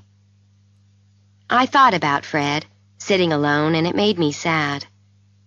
His house was not far away, and after dinner that evening, I went over. It was a large house, surrounded by its own grounds like ours, and a man was standing inside the gates, looking up at the house. He turned suddenly and looked at me. It was Dr. Barkley. He didn't recognize me. I suppose he had not seen me at the inquest. He touched his hat and went out into the street, and a moment later I heard his car start. But if he had been in the house, Fred made no mention of it. He seemed relieved when he saw me. "Oh, I thought you were the police again," he said. We went into the library. It looked as if it hadn't been cleaned for a month. Eleanor's house had always looked like that, full of people and cigarette smoke and dirty drinks glasses. But at least it had looked alive. Now it didn't. So it was a surprise to see her bag on the table. Fred saw me looking at it. "Police returned it today," he said. "Drink?" "Thanks. Can I look inside it?" He nodded. "There's nothing in it that doesn't belong there. No note, if that's what you think." I opened the bag. It was full, as usual. Makeup, money, notebook, a handkerchief marked with lipstick, some pieces of dress material with a card saying, "Match shoes to these." Fred watched me, his eyes red and tired. "I told you. Nothing," he said. I searched the bag again, but could not find the thing that should have been there. I put it back on the table. Fred was staring at a photograph of Eleanor in a silver frame on the desk. She was beautiful. She was indeed, I said honestly. Margaret thought she was a fool who spent too much money. He glanced at the desk, piled high with unopened bills. Maybe she was. What the hell did I care? He seemed to expect me to say something, so I said, "You didn't have to buy her, Fred. She loved you dearly." He gave me a faint smile. "I wasn't only her husband," he said. "I was her father, too. She told me everything. Why she had to go to that doctor. Didn't you know she was going, Fred?" "Not until I found a bill from him." He talked on as if he was glad of an audience. He had made her happy. She went her own way sometimes, but she always came back to him. He thought the coroner's verdict was terribly wrong. She fell. She was always careless about heights. And he had made no plans except that Margaret was coming to stay until he closed the house. And at that minute, Margaret walked in. I had never liked Margaret Hammond. She was a tall woman, older than Fred. She nodded to me. "I decided to come tonight," she said to Fred. "I didn't like you being alone. And tomorrow, I want to make a list of everything in the house. I'd like to have Father's picture, Fred." He looked uncomfortable. There had been a long quarrel about old Joe Hammond's picture. Eleanor had not cared about it, but because Margaret had wanted it, she had kept it. I looked at Margaret. Perhaps she was the nearest thing to a real enemy Eleanor had ever had. She looked at the pile of bills on the desk. "We'll have to find out how much money you owe." "I know how much money I owe," he said. He got up and they stared at each other, Fred with his back to the desk, as if even then he was protecting Eleanor from Margaret. But as I left the house, I was fairly confident that Margaret would come downstairs later when Fred was asleep and go through those bills. I was nearly home when I realized I was being followed. Feeling frightened, I stopped and turned, but it was only a girl. She spoke my name. "Miss Baring? I saw you at the inquest and a newspaper man told me your name. You've been to the Hammonds, haven't you?" "Yes. What about it?" She was quite young and seemed nervous. "Were you a friend of Mrs. Hammond's?" she asked. "She was my cousin. Why?" She took a cigarette from her bag and lit it. "Because I think she was pushed out of that window. I work in an office across the street and I was looking out. I didn't know who she was, of course." "Do you mean you saw it happen?" I said, amazed. "No, but I saw her at the window just before it happened, and she was using a lipstick. When I looked out again, she was on the pavement." Her hand started to shake, and she threw away the cigarette. "I don't think a woman would use a lipstick just before she was going to do a thing like that, do you?" "No," I said. "You're sure it was Mrs. Hammond?" "Yes. She had on a green dress, and I noticed her hair. I went back tonight to see if the lipstick was on the pavement. I couldn't find it. The street was crowded. Someone may have picked it up. It's 3 days ago, but I'm sure she had it when she fell." That was what I had not told Fred. That Eleanor's gold lipstick was missing from her bag. I looked at my watch. It was only 11 o'clock. "We could go and look again," I said. She would not tell me her name. "Just call me Smith. I don't want to get involved. I have a job to keep." I found the lipstick. It was at the side of the road, and 20 cars must have run over it. But after I wiped the mud off it, the familiar letter E was there to see. Miss Smith saw it and gasped, "So I was right!" Then she jumped on a bus, and I never saw her again. I slept badly that night, and it was late when I got to Dr. Barkley's office the next morning. I walked in and put Eleanor's lipstick on his desk. "I don't think I understand," he said, staring at it. "Mrs. Hammond was at the window using that lipstick only a minute before she fell." "Do you mean it fell with her?" "I mean that she never killed herself. Do you think a woman would put lipstick on just before she was going to do what we're supposed to think she did?" He smiled. "My dear girl, if you saw as much of human nature as I do, that wouldn't surprise you." "So Eleanor Hammond jumped out of your window with a lipstick in her hand, and you watched the Hammond house last night and hurried away when I appeared. If that makes sense—" It shocked him.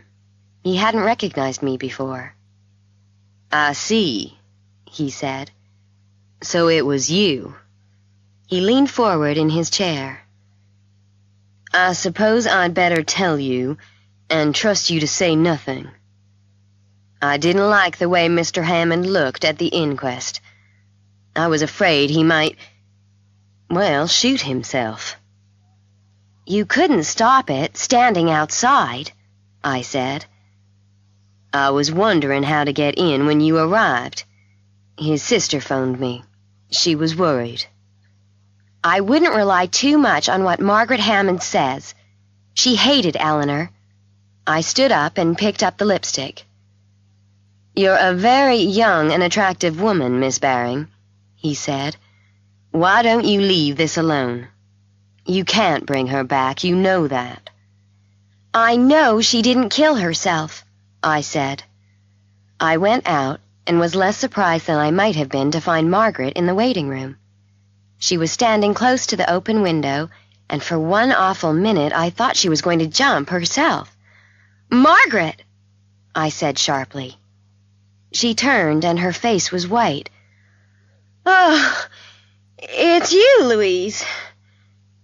She sat down and wiped her face with her handkerchief. "She must have slipped on the floor, Lou. It would be easy. Try it yourself." But I shook my head. I did not intend to look out of that open window with Margaret behind me. She said she had come to pay Fred's bill for Eleanor. But there was something strange about her that day. I had trouble starting my car, which is how I saw her leave the building. Then she did something that made me stop and watch her. She looked closely at the pavement and the side of the road. So she knew Eleanor's lipstick had fallen with her, or knew it was not in the bag. She stopped a taxi and got into it. I don't know why I followed her, except she was the only suspect I had. The taxi went on, and I began to feel rather silly. Then it stopped, and she got out. She went up some steps to a house and rang the bell. She was in the house for almost an hour, but when she came out, I sat up and stared. The woman at the door with her was Mrs. Thompson from the inquest. The taxi passed me, but Margaret didn't even see my car. Mrs. Thompson didn't go into the house at once and was still outside when I went up the steps. "May I talk to you?" I said. She was suspicious. "What about?" "A murder," I said. "I think you know something you didn't tell at the Hammond inquest." Some of the color went out of her face. "It wasn't a murder," she said. "The verdict—" "I think it was murder. What was Mr. Hammond's sister doing here if it wasn't?" "I never saw her before," she said. "She came to thank me for what I said at the inquest, because it showed that the poor woman did it herself." "And to pay you for it, I suppose." "Nobody paid me anything," she said angrily. "If you think anybody can bribe me to lie, you're wrong." She went in and banged the door shut. Was she telling the truth? Was there something she had not said at the inquest? I was sure the doctor knew more than he had told. But why hide anything? All afternoon I wondered what Dr. Barkley and the Thompson woman either knew or suspected. I also went to get my hair done at Eleanor's hairdresser's. The girls there were very willing to talk about her, and I learned something new. "I was waiting for her," one of them said. "Of course she never came, and—" "You mean you expected her here the day it happened?" "She had an appointment for 4 o'clock. When I heard what happened, I couldn't believe it. Although the last few weeks she hadn't been quite the same." "When did you notice a change in her?" I asked. About Easter. I remember I liked her new hat, and she gave it to me then and there. She said a strange thing. She said, sometimes new hats were dangerous. My hair may have looked better when I left the hairdresser's, but my mind was going round in circles. Mother and I invited Fred over for dinner that evening. During the meal, I asked him if anything had happened to upset Eleanor in the spring. "About Easter," I said. "I don't remember anything," he said, "except that she started going to that psychiatrist about then." "Why did she go to him, Fred?" Mother asked. "You saw him," he said. "He was good-looking. Maybe she liked to look at him instead of me." He went home soon after that. I slept badly and was late for breakfast. Mother had finished reading the newspaper, and I took it. The report was just a few lines on the back page. It said that Mrs. Thompson had been shot the night before. I couldn't believe it. I read it again. She was not dead, but her condition was serious. She had been sitting alone outside her house when it happened. Nobody had heard the shot. Her husband found her when he came home at 11 o'clock. She had been shot through the chest and was still not able to make a statement. So she knew something that made her dangerous, I thought. I remembered Margaret going up the steps to the house. Margaret searching for Eleanor's lipstick in the street. Margaret who hated Eleanor. And I suddenly remembered Fred's gun, which he kept in his desk drawer. I think it was the gun which finally made me go to the police. The police captain of the station wasn't interested, but a detective came to see me later. "You don't think Mrs. Hammond killed herself?" he said. I told him about the lipstick, about Eleanor's appointment at the hairdresser's, and that I thought Mrs. Thompson knew something she hadn't told. "Then who did it?" he said. I think it was Mr. Hammond's sister. She was in Dr. Barclay's office yesterday and insisted that Eleanor had fallen out of the window. She said the floor was slippery, and she wanted me to try it myself. I lit a cigarette and found that my hands were shaking. She also knew about the lipstick because I saw her trying to find it in the street. But it was my next statement that made him really sit up. I think she was in the office the day Eleanor was killed, I said. I think the Thompson woman knew it, and I also think she went out there last night and shot her. He looked at me closely. "Why do you think Miss Hammond shot her?" he said. Because she went to talk to her yesterday morning. She was there an hour. I know, I followed her. He stood up, his face expressionless. "I have some advice for you, Miss Baring," he said. "Leave this to us. If you're right, then it's our job. If you're wrong, then no harm has been done. Not yet, anyhow." I waited by the telephone that afternoon. When he called, it was to tell me that Mrs. Thompson had now made a statement. She did not know who shot her, or why, but insisted that Margaret had visited her only to thank her for being a witness at the inquest. She had not been given or offered any money. But there was more. It seemed that Mrs. Thompson had been worried since the inquest and had telephoned Margaret to ask her if it was important. Someone had entered the doctor's office while she was in the hall. "The one person nobody really notices," said the detective. "The postman. I've talked to him. He saw Mrs. Hammond in the office that morning. He remembers her. She had her hat off and was reading a magazine." Did he see Mrs. Thompson? "He didn't notice her, but she saw him." So he went out last night and shot her. He laughed. "He took his family to the movies last night. Remember, Miss Baring, that shot may have been an accident. Plenty of people are carrying guns now who never did before." So Eleanor threw herself out of the window and Mrs. Thompson was shot by somebody practicing their shooting. I didn't believe it. And I believed it even less after a visit from Dr. Barclay that night. I had eaten dinner and was listening to the radio when he came. I told him about the police, and that surprised him. "You've been to the police?" he said. "Why not? Just because you don't want it known that somebody was pushed out of your office window?" He was angry. "You're dealing with something you don't understand. Why can't you stay out of this?" I suppose I lost control then. "How do I know you didn't do it?" I shouted. "You or the postman?" "The postman?" he said, staring. "What do you mean?" It must have been his surprised face which made me laugh. I laughed and laughed. Then I was crying, too. I couldn't stop. Suddenly, without warning, he hit me across the face, and that stopped me. "Get out!" I told him, but he didn't move. He had stopped looking angry. In fact, he seemed rather pleased with himself. "That's better," he said, and patted me on the shoulder.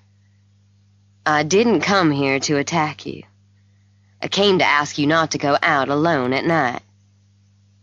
"Why shouldn't I go out at night?" "It may be dangerous," he said, and I could see he was liking me less and less. I particularly want you to keep away from the Hammond house, and I hope you are sensible enough to do that. He banged the front door when he went out, and I was still angry when the telephone rang. It was Margaret. "I suppose we have you to thank for the police coming here tonight," she said. "We're in enough trouble without you making it worse." "All right," I said dangerously. "Now I'll ask you a question. Why did you visit Mrs. Thompson yesterday morning, and who shot her last night?" She gave a short gasp, then she put down the phone. Mother had gone to bed, and it was half an hour later when I found Fred standing at the kitchen door, smiling a tired smile. "May I come in?" he said. "I was out walking, and I saw the light." He looked better, I thought. He said Margaret was in bed and the house was lonely. "I don't sleep much anyway," he said, "and the house is hot. I've been getting rid of a lot of stuff, burning it in the boiler." He smoked a cigarette and drank a cup of coffee. Then I went out with him to the gates when he left, and watched as he started to walk home. I turned back towards the house and had almost reached it when it happened. I heard something move in the bushes, and stopped to see what it was. But I never heard the shot. Something hit me on the head. I fell. Then everything went black. The next thing I heard was my mother's voice. I was in my own bed with a bandage round my head. "I think she's crazy," Mother was saying, very upset. "She went out after you told her not to. Why can't she leave things alone?" "I did my best, Mrs. Baring," said a male voice. It was Dr. Barkley. He was standing by the bed. He looked strange. One of his eyes was almost shut, and his shirt collar was in a terrible state. "You've been in a fight," I said. "Yes," he said, "and you've got a very pretty bullet graze on the side of your head. I've had to cut off quite a bit of your hair. Don't worry, it was very pretty hair and it will grow again." "Who did it? Who shot at me?" "The postman," he said, and went out of the room. I slept after that. I suppose he gave me something. It was the next morning before I heard the rest of the story. He came in, big and smiling, with his right eye purple and completely closed. Then he told me. In the spring, Eleanor had come to him with a strange story. She was being followed and was frightened. The man who was watching her, she said, wore a postman's uniform. It sounded fantastic, but she swore it was true. "Do you mean it was this man that the Thompson woman saw going into your office?" I said.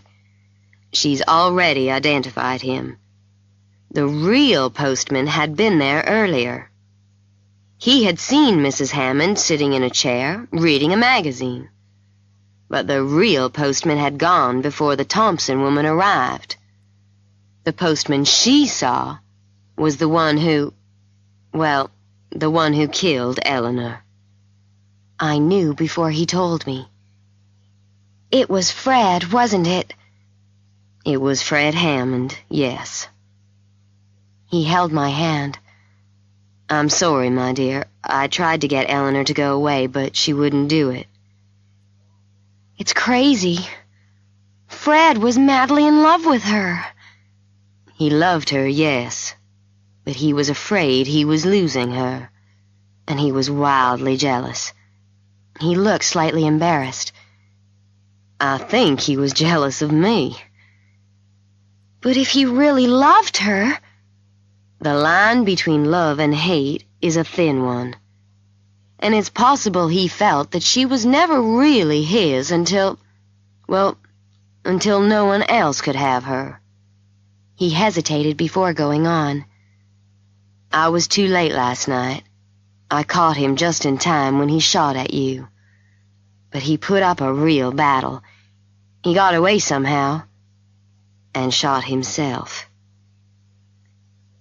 He went on quietly. Mrs. Thompson had identified Fred's photograph as the postman she had seen going into the office and coming out again just before she heard the nurse screaming. The bullet she had been shot with had come from Fred's gun. And Margaret, poor Margaret, had been afraid that Fred had not been sane for some time. "She came to see me yesterday after she heard the Thompson woman had been shot," he said. "She wanted Fred put away into a special hospital, but she almost went crazy when I talked about the police. I suppose there wasn't much proof anyway. Mrs. Thompson seemed to be dying and the uniform was gone." "Gone?" I said. "He burned it in the boiler. We found some burned buttons and things last night." I tried to think. "Why did he try to kill Mrs. Thompson?" I said. "What did she know?" "She was able to describe the postman who went into my office." After Margaret heard this, she went home and searched the house. She found the uniform and she knew. She tried to think what to do, but she had told Fred she was going to see Mrs. Thompson that day, and she thinks he knew she had found the uniform. All we know is that he left this house that night, got out of his car, and tried to kill the only witness against him. Except you, of course. "But why should he try to kill me?" I said. "Because you wouldn't leave things alone. You were a danger from the minute you insisted Eleanor had been murdered. And because you telephoned Margaret last night and asked her why she had visited Mrs. Thompson." "You think he was listening?" "I know he was listening. And that was when Margaret sent me to warn you." He admitted that he had been watching the Hammond house all evening, and that when Fred came to our kitchen door, he had been just outside. But Fred had seemed quiet drinking his coffee. Then Fred had begun to walk home, and he followed him behind the fence. But just too late he lost him, and he knew he was on the way back. Fred had lifted his gun to shoot me when he grabbed him. Suddenly, I found I was crying. It was all horrible. He got out a handkerchief and dried my eyes. "It's all over now," he said. "You're a very brave woman, Louise Baring. Don't spoil it now." He got up rather quickly. "I think you've had enough of murder and sudden death. What you need is quiet. Someone will come soon to put a new bandage on your head." "Why can't you do it?" "Because I'm not that sort of doctor." I looked up at him. He was tired and he needed to shave, and that awful eye was getting blacker. But he was big and strong and sane. A woman would be safe with him, I thought. Any woman. Although, of course, she could never tell him her dreams. "Why can't you look after me?" I said. "If I'm to look bald, I'd prefer you to see it. You did it." He smiled. Then, to my surprise, he kissed me, lightly on the cheek. "I've wanted to do that ever since you banged that lipstick down in front of me," he said. "And now, will you stop being a detective and concentrate on growing some hair on the side of your head? Because I'm going to be around for a considerable time." When I looked up, Mother was by the door, smiling. End of Side 2. Lazy Susan by Nancy Pickard. "I want you to teach me how to shoot a gun," Susan Carpenter said to her husband at breakfast. "You want me to do what?" Stan Carpenter stopped eating and stared at her. "Take me to a shooting range." Susan piled 2 tomatoes and a fried egg onto her bread so that she could eat it like a sandwich. It seemed to her a silly waste of effort to eat only one thing at a time. Her husband's amazement turned to delight. "I think that's a wonderful idea." Ever since she'd been robbed the week before, on a dark night in the parking lot of the Mulberry Street shopping center, Stan had been telling her to learn how to protect herself, preferably with a gun. "But do you mean it? You've always hated guns." "Well, I guess you win, dear," said Susan, smiling. "We'll go to the range tonight," Stan promised. Susan had been more angry than scared when she was robbed. The robber hadn't hurt her much, just a little knock on the head with his gun. It hadn't even broken the skin. But she was so angry about it. $50! She shouted at the nice policeman. 1 minute I had $50 in my purse, and then I had nothing. I have to work hours to earn that much money, and he takes it just like that. 50 hard-earned dollars. She was right, of course, except about the hard-earned part. Oh, she went to the sales office where she worked each day, and she smiled at the customers, and her bosses liked her. Most people liked her. They couldn't help it. But there was more of her work that didn't get done than did. "Oh, well," she was always saying, "you know me, lazy Susan." "How does it feel?" said Stan. "It feels okay," said Susan. Actually, the little gun was surprisingly pleasant to hold. She lifted it and aimed it as Stan had instructed her, felt angry all over again at the thought of the robbery, and pulled the trigger. "That's very good!" Stan shouted. She'd never heard him shout before, but it was the only way of communicating at the target shooting range. She wanted to point the gun at her mouth and blow the smoke away like John Wayne, but she didn't. "Good evening, ladies." The expert in self-defense stood beside a screen and began by saying, "The victim of a mugging usually looks like this." A colored picture appeared on the screen. It was of a little old lady who was carrying a shopping bag in one hand and a purse in the other. "She'll make it easy for the mugger to grab, push, and run. He won't usually choose a victim who looks as if she might fight back." Another picture appeared on the screen. A younger woman, who looked strong and whose hands were empty. "If you want to avoid being mugged, walk confidently. Keep your head up. Pull your shoulders back. Let your arms swing, and don't carry a lot of packages. Carry your handbag under your arm, or hold it tightly with both hands. Look as if you know where you're going, even if you don't. Make that mugger think you're tough. Any questions?" "Is there any way to recognize a mugger?" asked Susan. "Sure," the instructor smiled.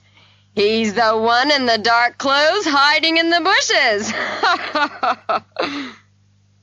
Everyone but Susan laughed. This was the third evening she had come. The first evening they had learned to scream loudly and to run fast. The second evening they had learned how keys and nail scissors could be used as weapons. Now they had learned, who is a likely mugging victim.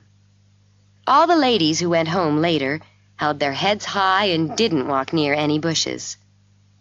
Stan was amazed at how strong and confident Susan seemed after only 3 weeks of self-defense training.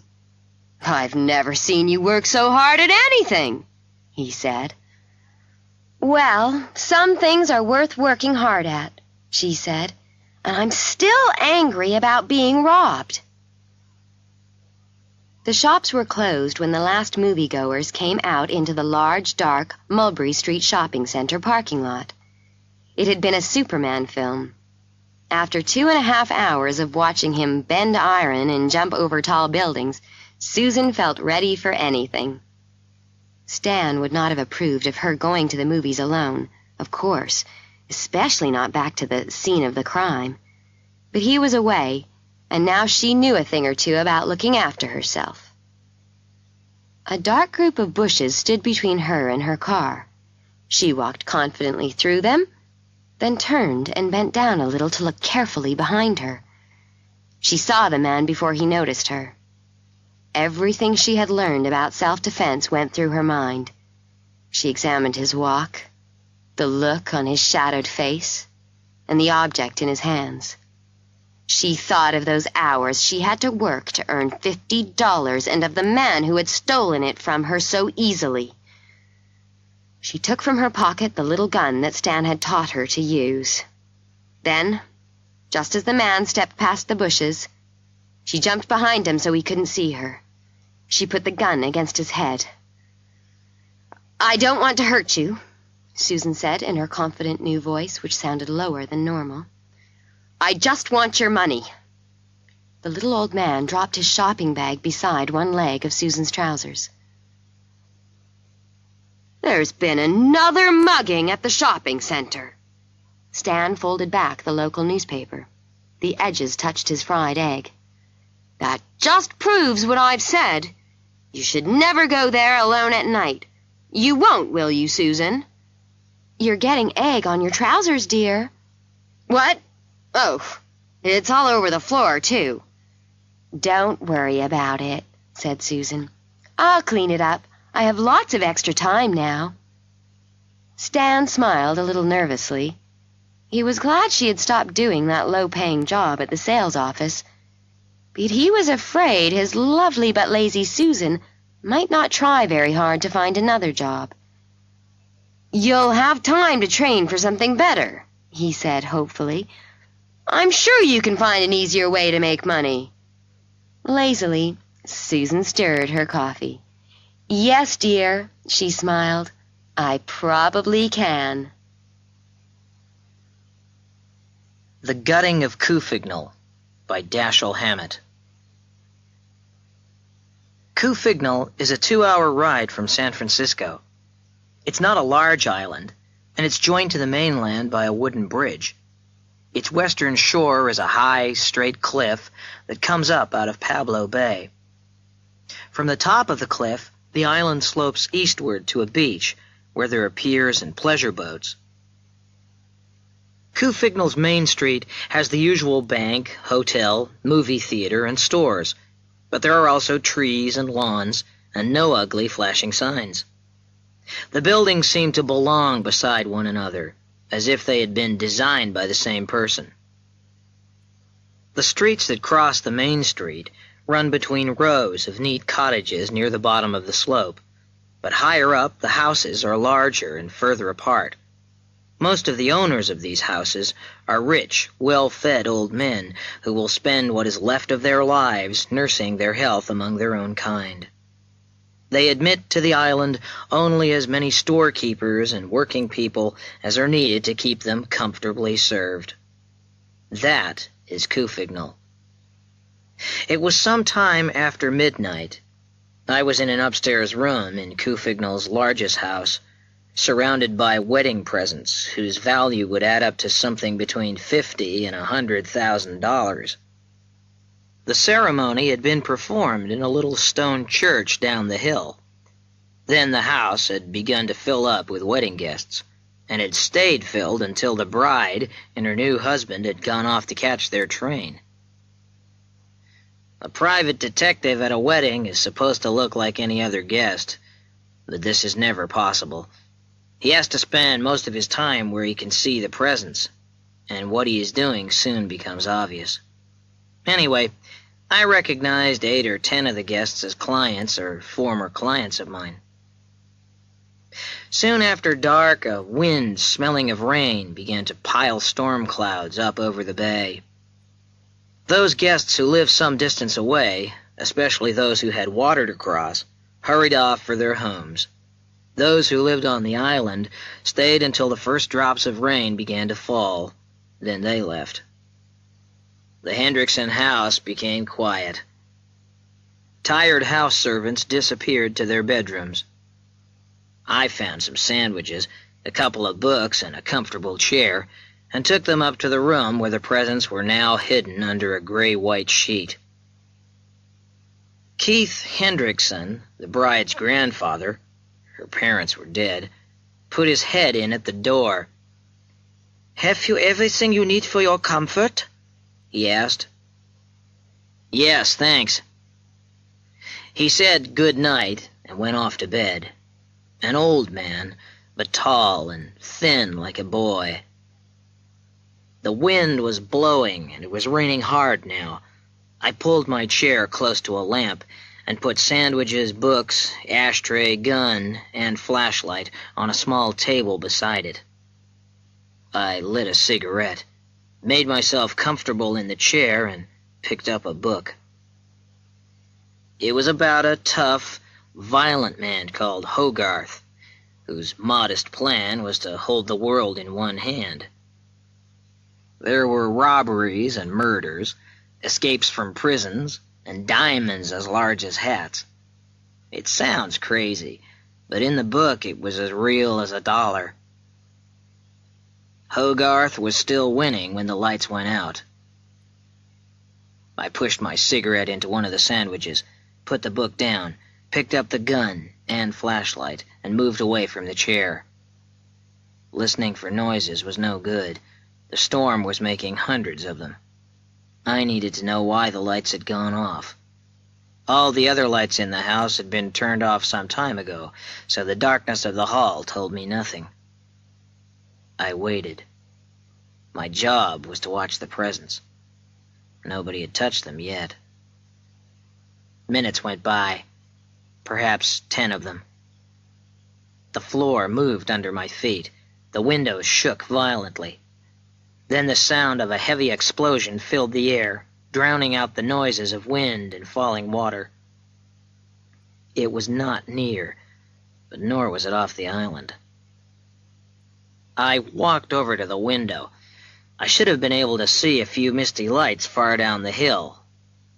Not being able to see them meant that the lights had gone out all over Couffignal, and not only in the Hendrickson house. That was better. Maybe the storm had put out the lights, caused the explosion. Maybe.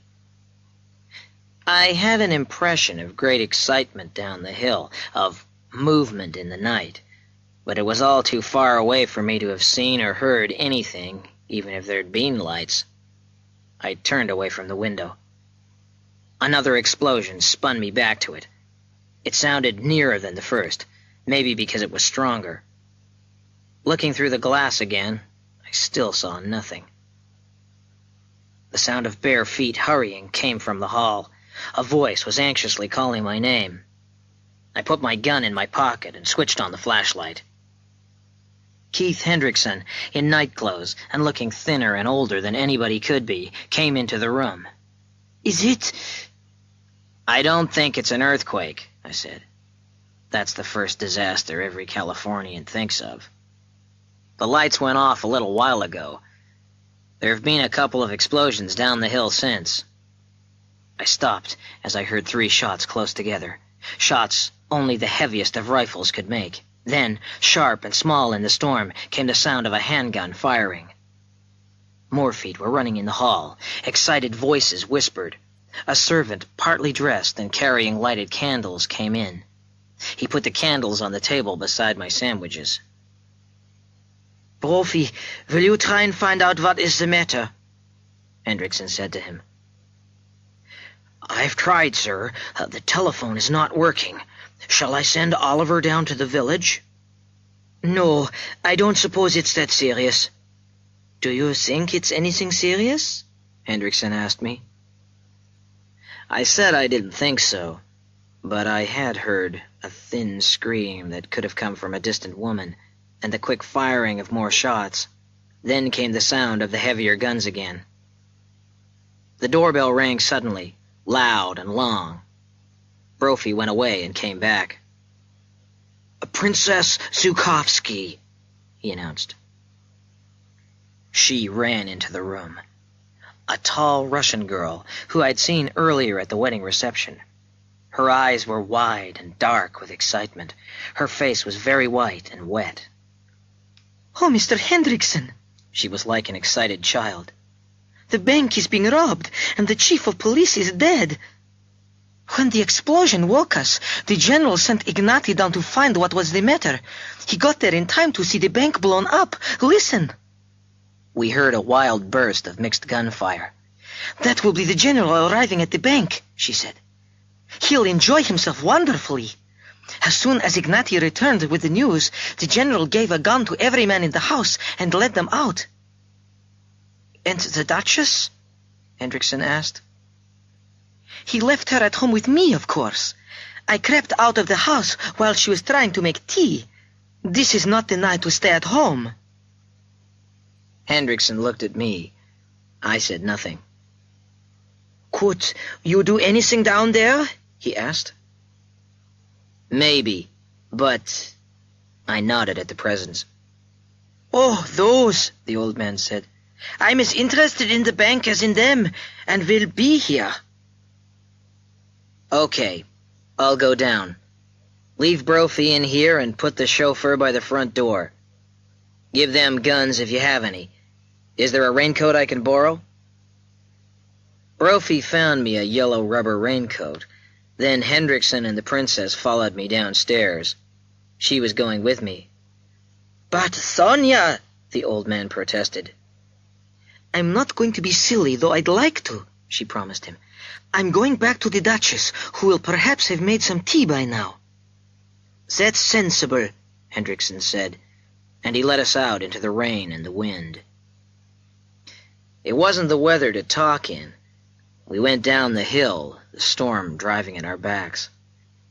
At the first break in the trees, I stopped, nodding towards the black shape of a house. "That is your..." Her laugh stopped me. She took my arm and began to hurry me down the road again.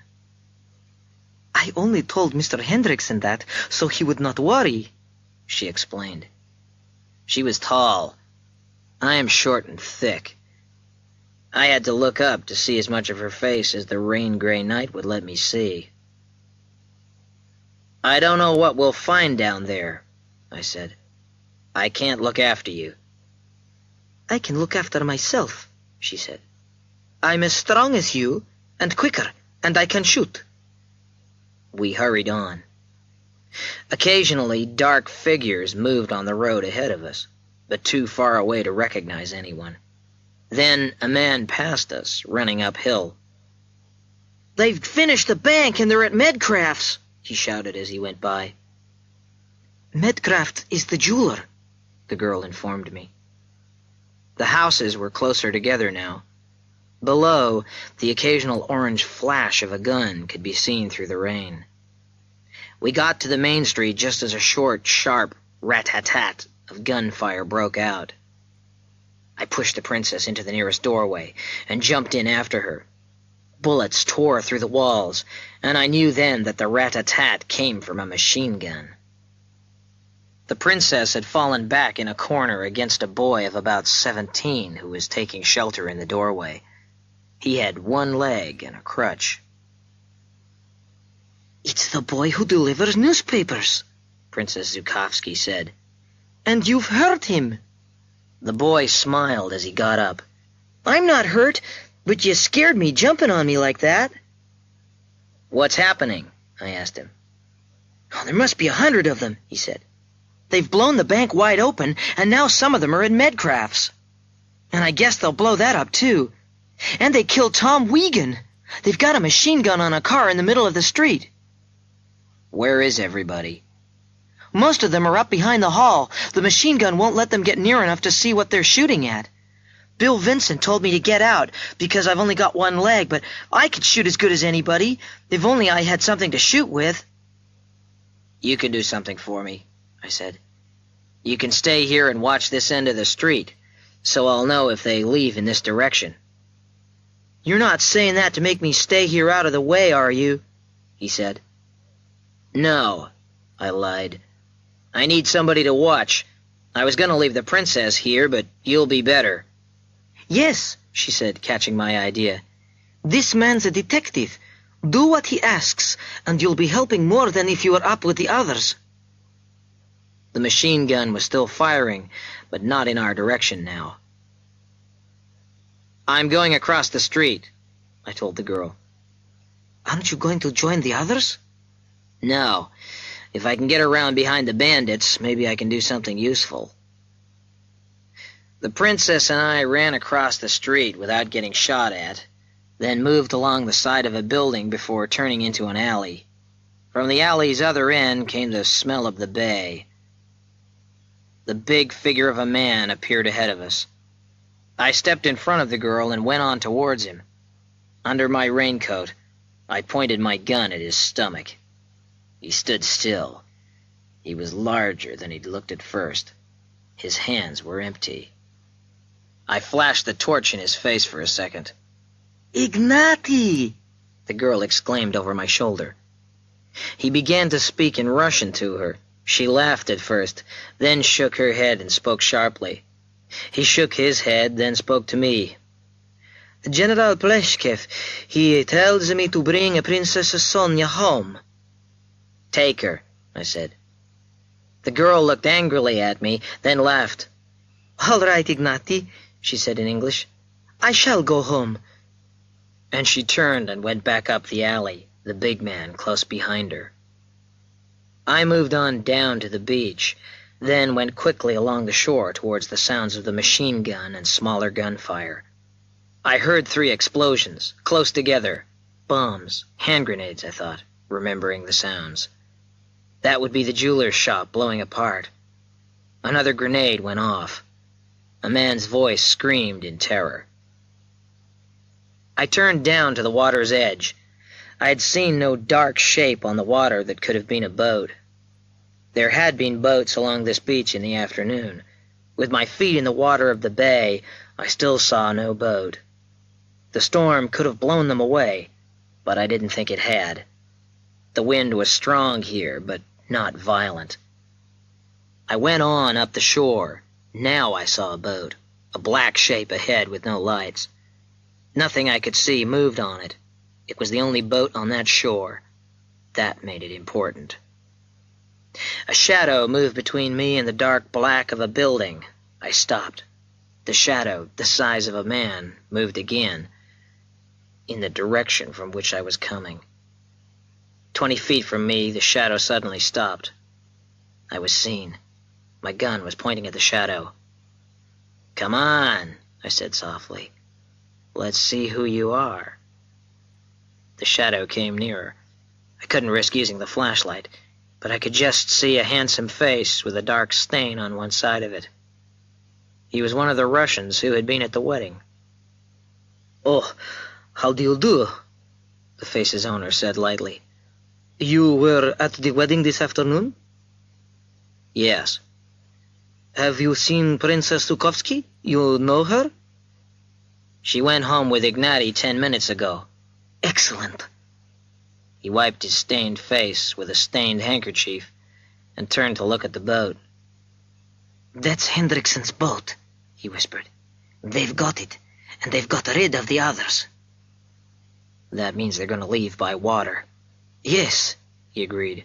"Unless... Shall we try? There can't be many of them on the boat. God knows there are enough of them on shore.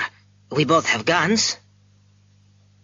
Staying close to the walls of the buildings, we crept towards the boat. It was about 45 feet long, rising and falling in the water beside a small pier. There was something across the stern of the boat, but I couldn't see what it was. Moments later, a dark head and shoulders showed over the puzzling thing in the stern. The young Russian's eyes were better than mine.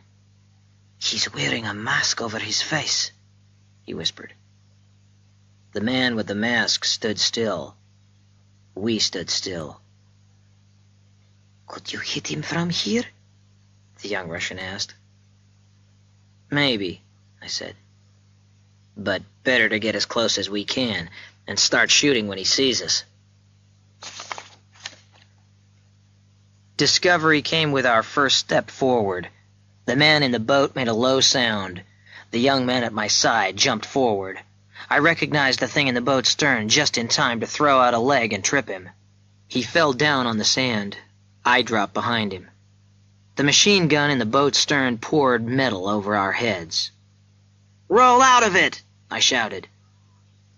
I gave an example by rolling towards the back of the building we had just left. The man at the gun fired wildly across the beach. Around the corner of the building, we sat up. "You saved my life by tripping me," the young man said coolly. "Yes. I wonder if they moved the machine gun from the street or if this was another." The answer to that came immediately. The machine gun in the street joined its rat-tat-tat with the other one in the boat. "A pair of them," I said. "And how many bandits?" "I don't think there are more than 10 or 12 of them," he said, "although it's not easy to count in the dark. The few I've seen are wearing masks, like the man in the boat. We attacked them while they were robbing the bank, but they had a machine gun on a car, and we couldn't compete with that." "Where are the islanders now?"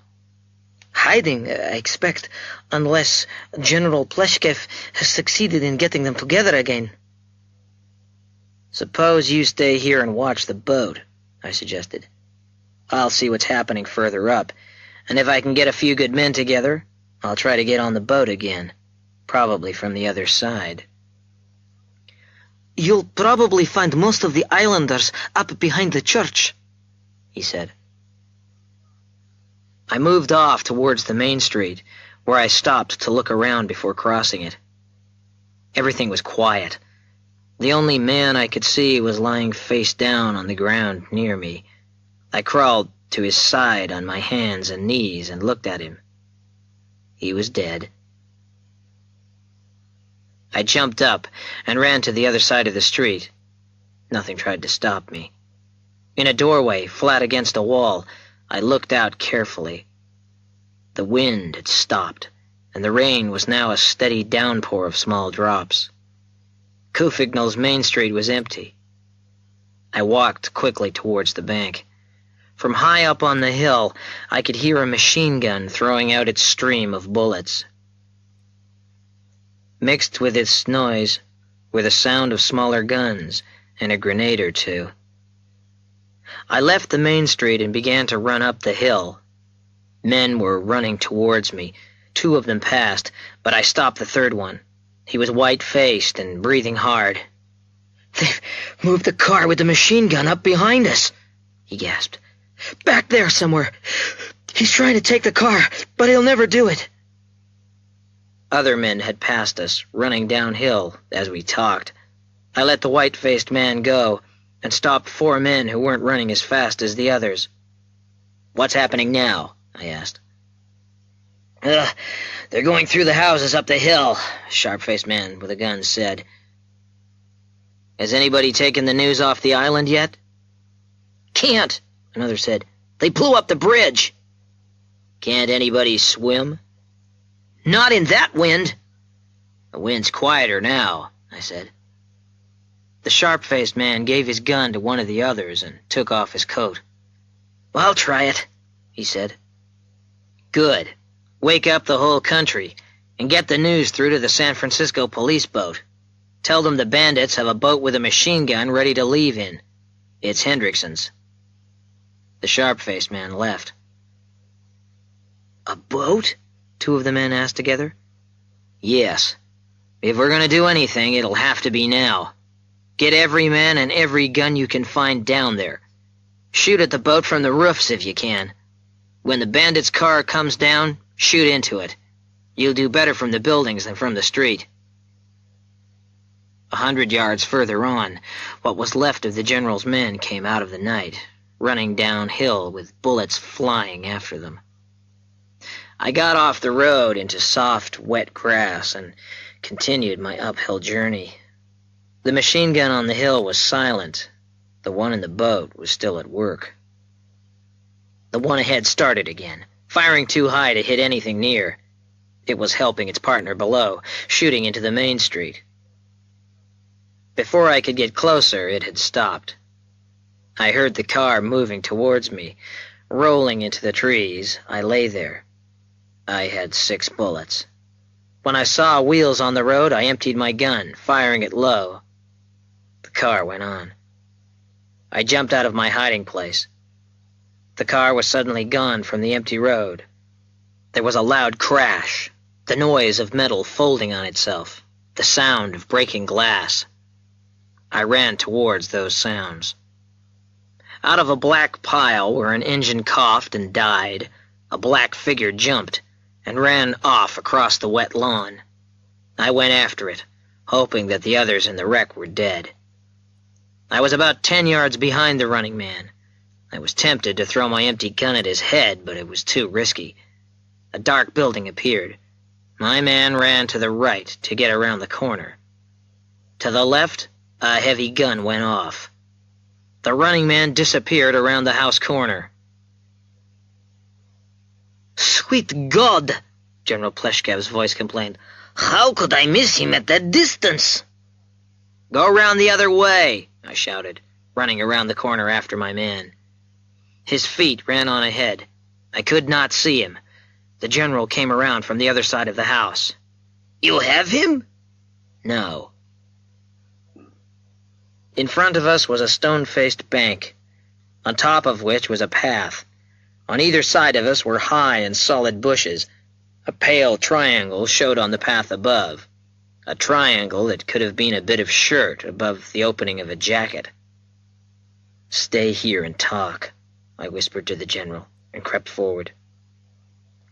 "He must have gone the other way," the general said, as if I were standing beside him. "Because if he had come this way, I should have seen him, and if he had raised himself above the bushes, one of us would have seen him against—" He talked on and on while I climbed the stone bank. The man on the path, trying to make himself small with his back in a bush, was looking at the general. He saw me when I had my feet on the path. He jumped, and one hand went up. I jumped with both hands out. A stone turning under my foot threw me sideways, saving my head from the bullet he sent at it. As I went down, my arm caught his legs, and he came down on top of me. I kicked him once, caught his gun arm, and had just decided to bite it when the general came across the path and pushed the man off me with his gun. I stood up. I had hurt my ankle, and it was difficult to stand. I put most of my weight on the other leg and turned my flashlight on the prisoner. "Hello, Flippo," I exclaimed. "Hello," he said, not too happy to be recognized. He was a fat Italian of 23 or 4. I'd helped send him to prison 4 years ago for his part in a robbery. He had been out for several months now. "The prison board isn't going to like this," I told him. "You've got it wrong," he said. "I wasn't doing anything. I was up here to see some friends, and when this thing broke loose, I had to hide. If the police catch me here, I'll be in trouble, and now you've got me, and you think I'm part of it." "You're a mind reader," I told him, and asked the general, "Where can we lock him away for a while?" "In my house, there's a room with a strong door and no windows," said the general. He took Flippo's arm while I walked painfully behind him, reloading my gun. We didn't have far to go. The general knocked on the door of his house and called out something in his language. The door was opened by a Russian servant with a heavy mustache. Behind him were the princess and an older woman.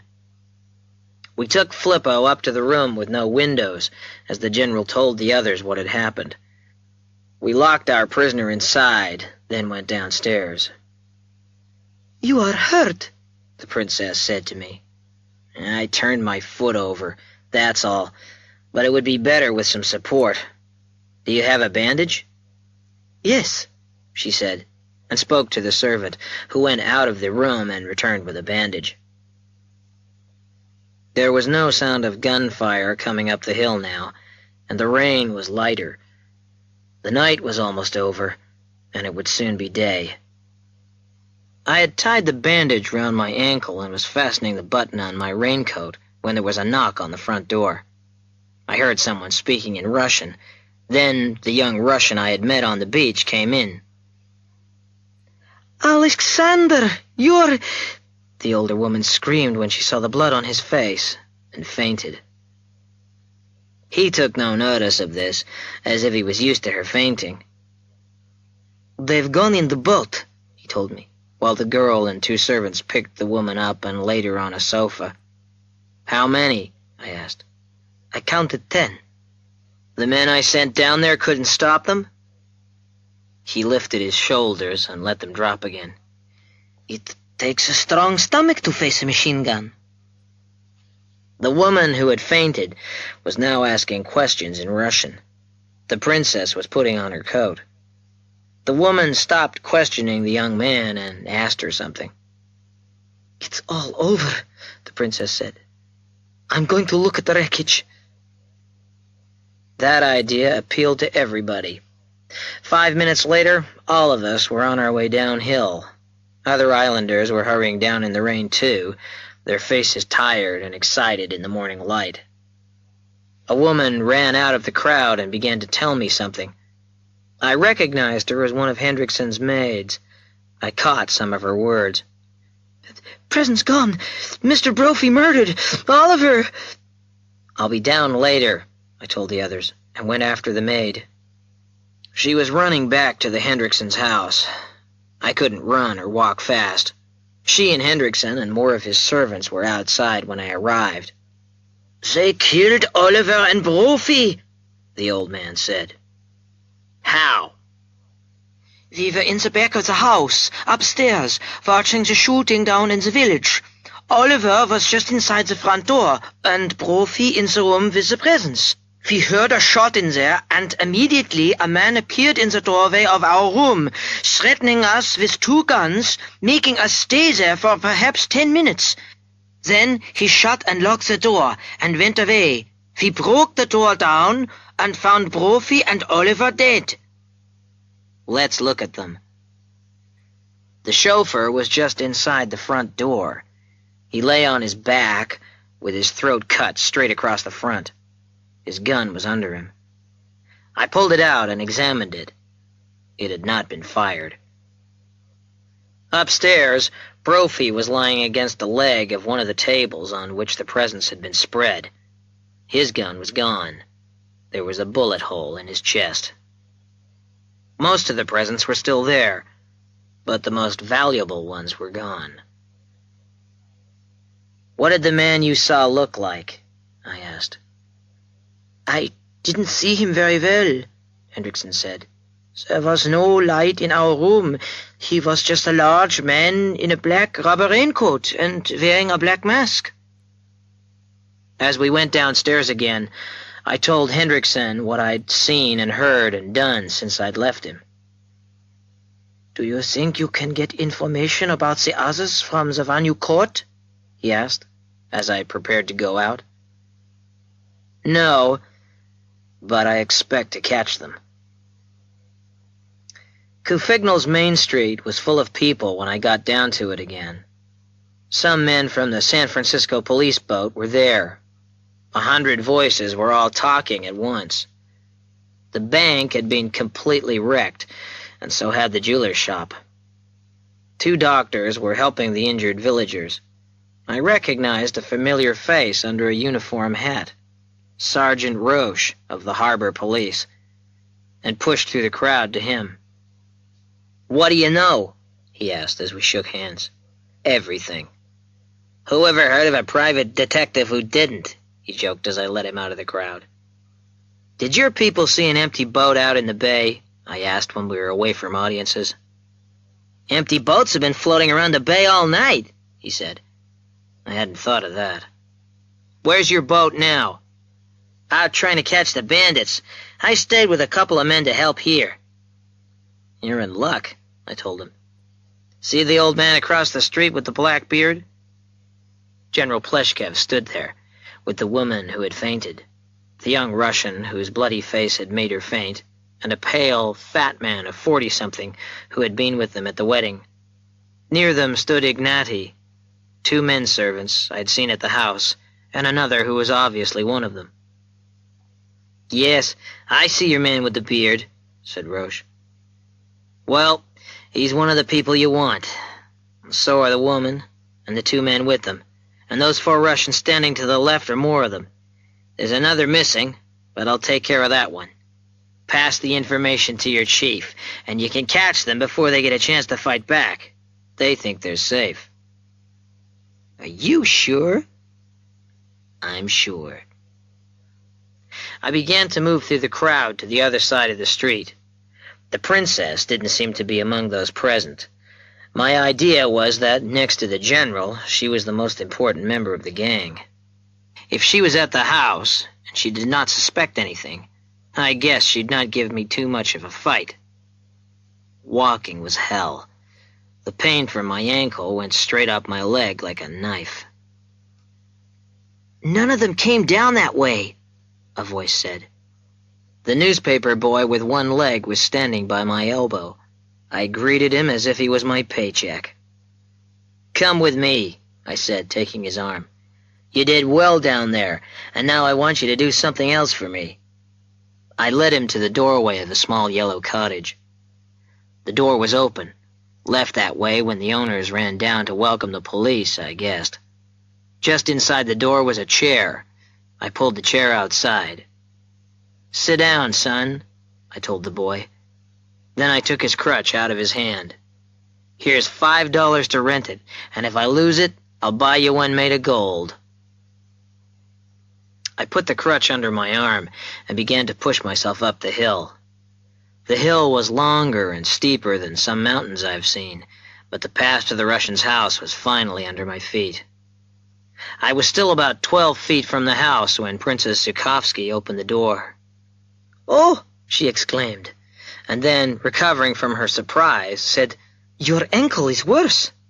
She ran down the steps to help me climb them, and I noticed she had something heavy in the right-hand pocket of her jacket. With one hand under my elbow, she helped me into the house. Why, I wondered, had she come back to the house after starting to go down with the others? She put me in a soft leather chair. "You must be hungry," she said. "I will see." "No. Sit down." I nodded at a chair opposite mine. "I want to talk to you." She sat down. She did not look nervous or even curious, and that was her big mistake. "Where have you hidden it all?" I asked. Her face was white, but it had been like that since I first saw her. Her voice was smoothly cool. "I don't understand your question," she said. "I'm charging you with helping in the gutting of Couffignal, and with the murders," I explained. "I'm asking you where the things you stole are hidden." Slowly, she stood up and looked at me. "How dare you speak to me like that? Me, a Zhukovsky!" "I don't care who you are," I told her. "You're a thief and a murderer." Her white face became the face of a wild animal. One hand, claw now, went to the heavy pocket of her jacket. Then, quick as a flash, the animal had disappeared, and there was the princess again, cool and in control. She sat down, crossed her ankles, put an elbow on an arm of her chair, put her chin on the back of that hand, and looked curiously into my face. "How did you get an idea as strange and fantastic as that?" she murmured. "It's not strange or fantastic," I said. "First, whoever planned the job knew the island, every inch of it. Second, the car on which the machine gun was fixed was local property, stolen from the owner here. So was the boat in which the bandits were supposed to have escaped. Bandits from outside the island would have needed a car or a boat to bring their machine guns and grenades here. So why didn't they use that car or boat instead of stealing a fresh one? Third, this job wasn't the work of professional bandits. The worst burglar in the world could have robbed the bank and the jewelers without wrecking the buildings. Fourth, bandits from the outside wouldn't have destroyed the bridge. They might have blocked it, but they wouldn't have destroyed it. They might have wanted to make their getaway in that direction. Fifth, bandits planning on a getaway by boat would have cut the job short, not spread it over the whole night. Enough noise was made here to wake California all the way from Sacramento to Los Angeles. What you people did was send one man out in the boat, shooting, and he didn't go far. As soon as he was at a safe distance, he swam back to the island. Big Ignetti could have done it easily. I stopped counting with my right hand and began counting on my left. Sixth, I met one of your men, the young man, down on the beach, and he was coming from the boat. He suggested that we tried to get on the boat, and we were shot at, but the man behind the gun was playing with us. He shot over our heads. He could have killed us in a second if he'd wanted to. Seventh, that same young man is the only person on the island, as far as I know, who saw the department bandits. Eighth, all of your people were very nice to me. The general even spent an hour talking to me at the wedding this afternoon. No professional criminal would do that. Ninth, after the machine gun car had been wrecked, I chased its occupant.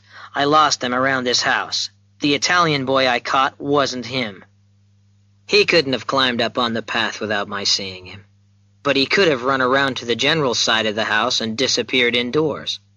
The general was obviously helping him, because his shot managed to miss him from less than 6 feet away. 10th, you only called at Hendrickson's house to get me away from there. That finished my left hand. I went back to my right. 11th, Hendrickson's 2 servants were killed by someone they knew and trusted. I guess you got Oliver to let you in the house, and were talking to him when one of your men cut his throat from behind.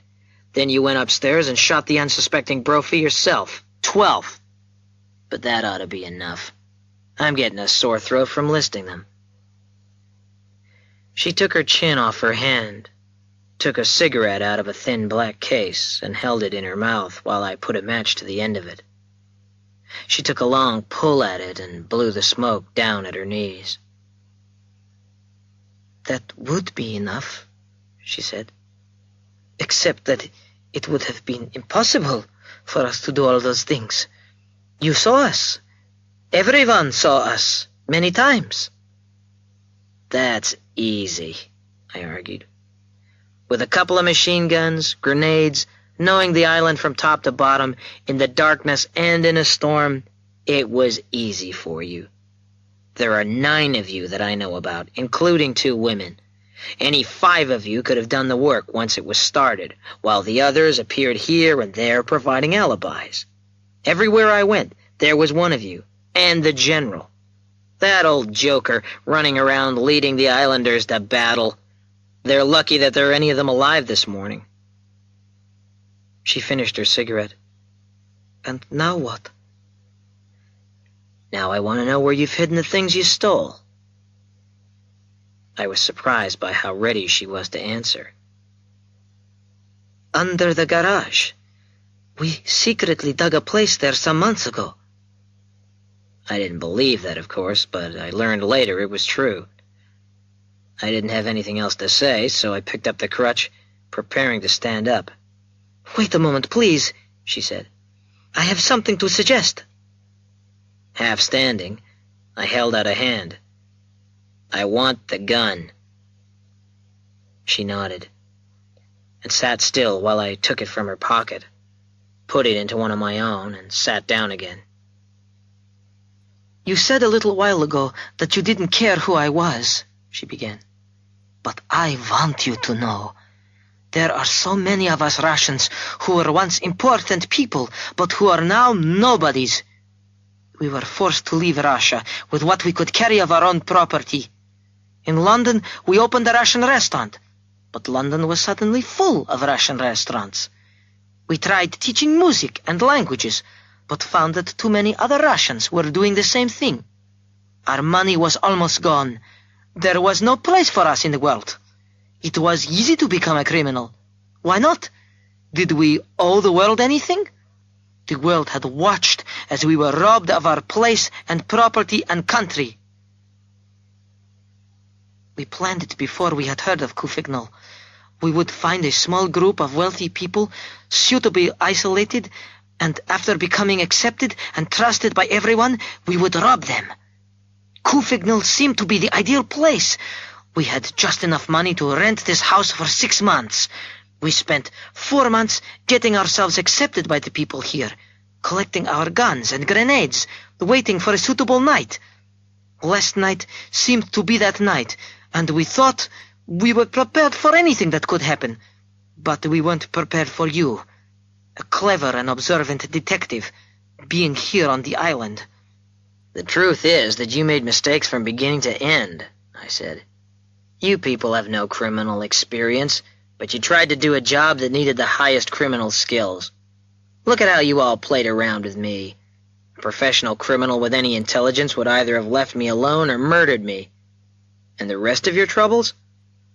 I can't do anything about them. Why can't you? She said softly, putting a white hand on my knee.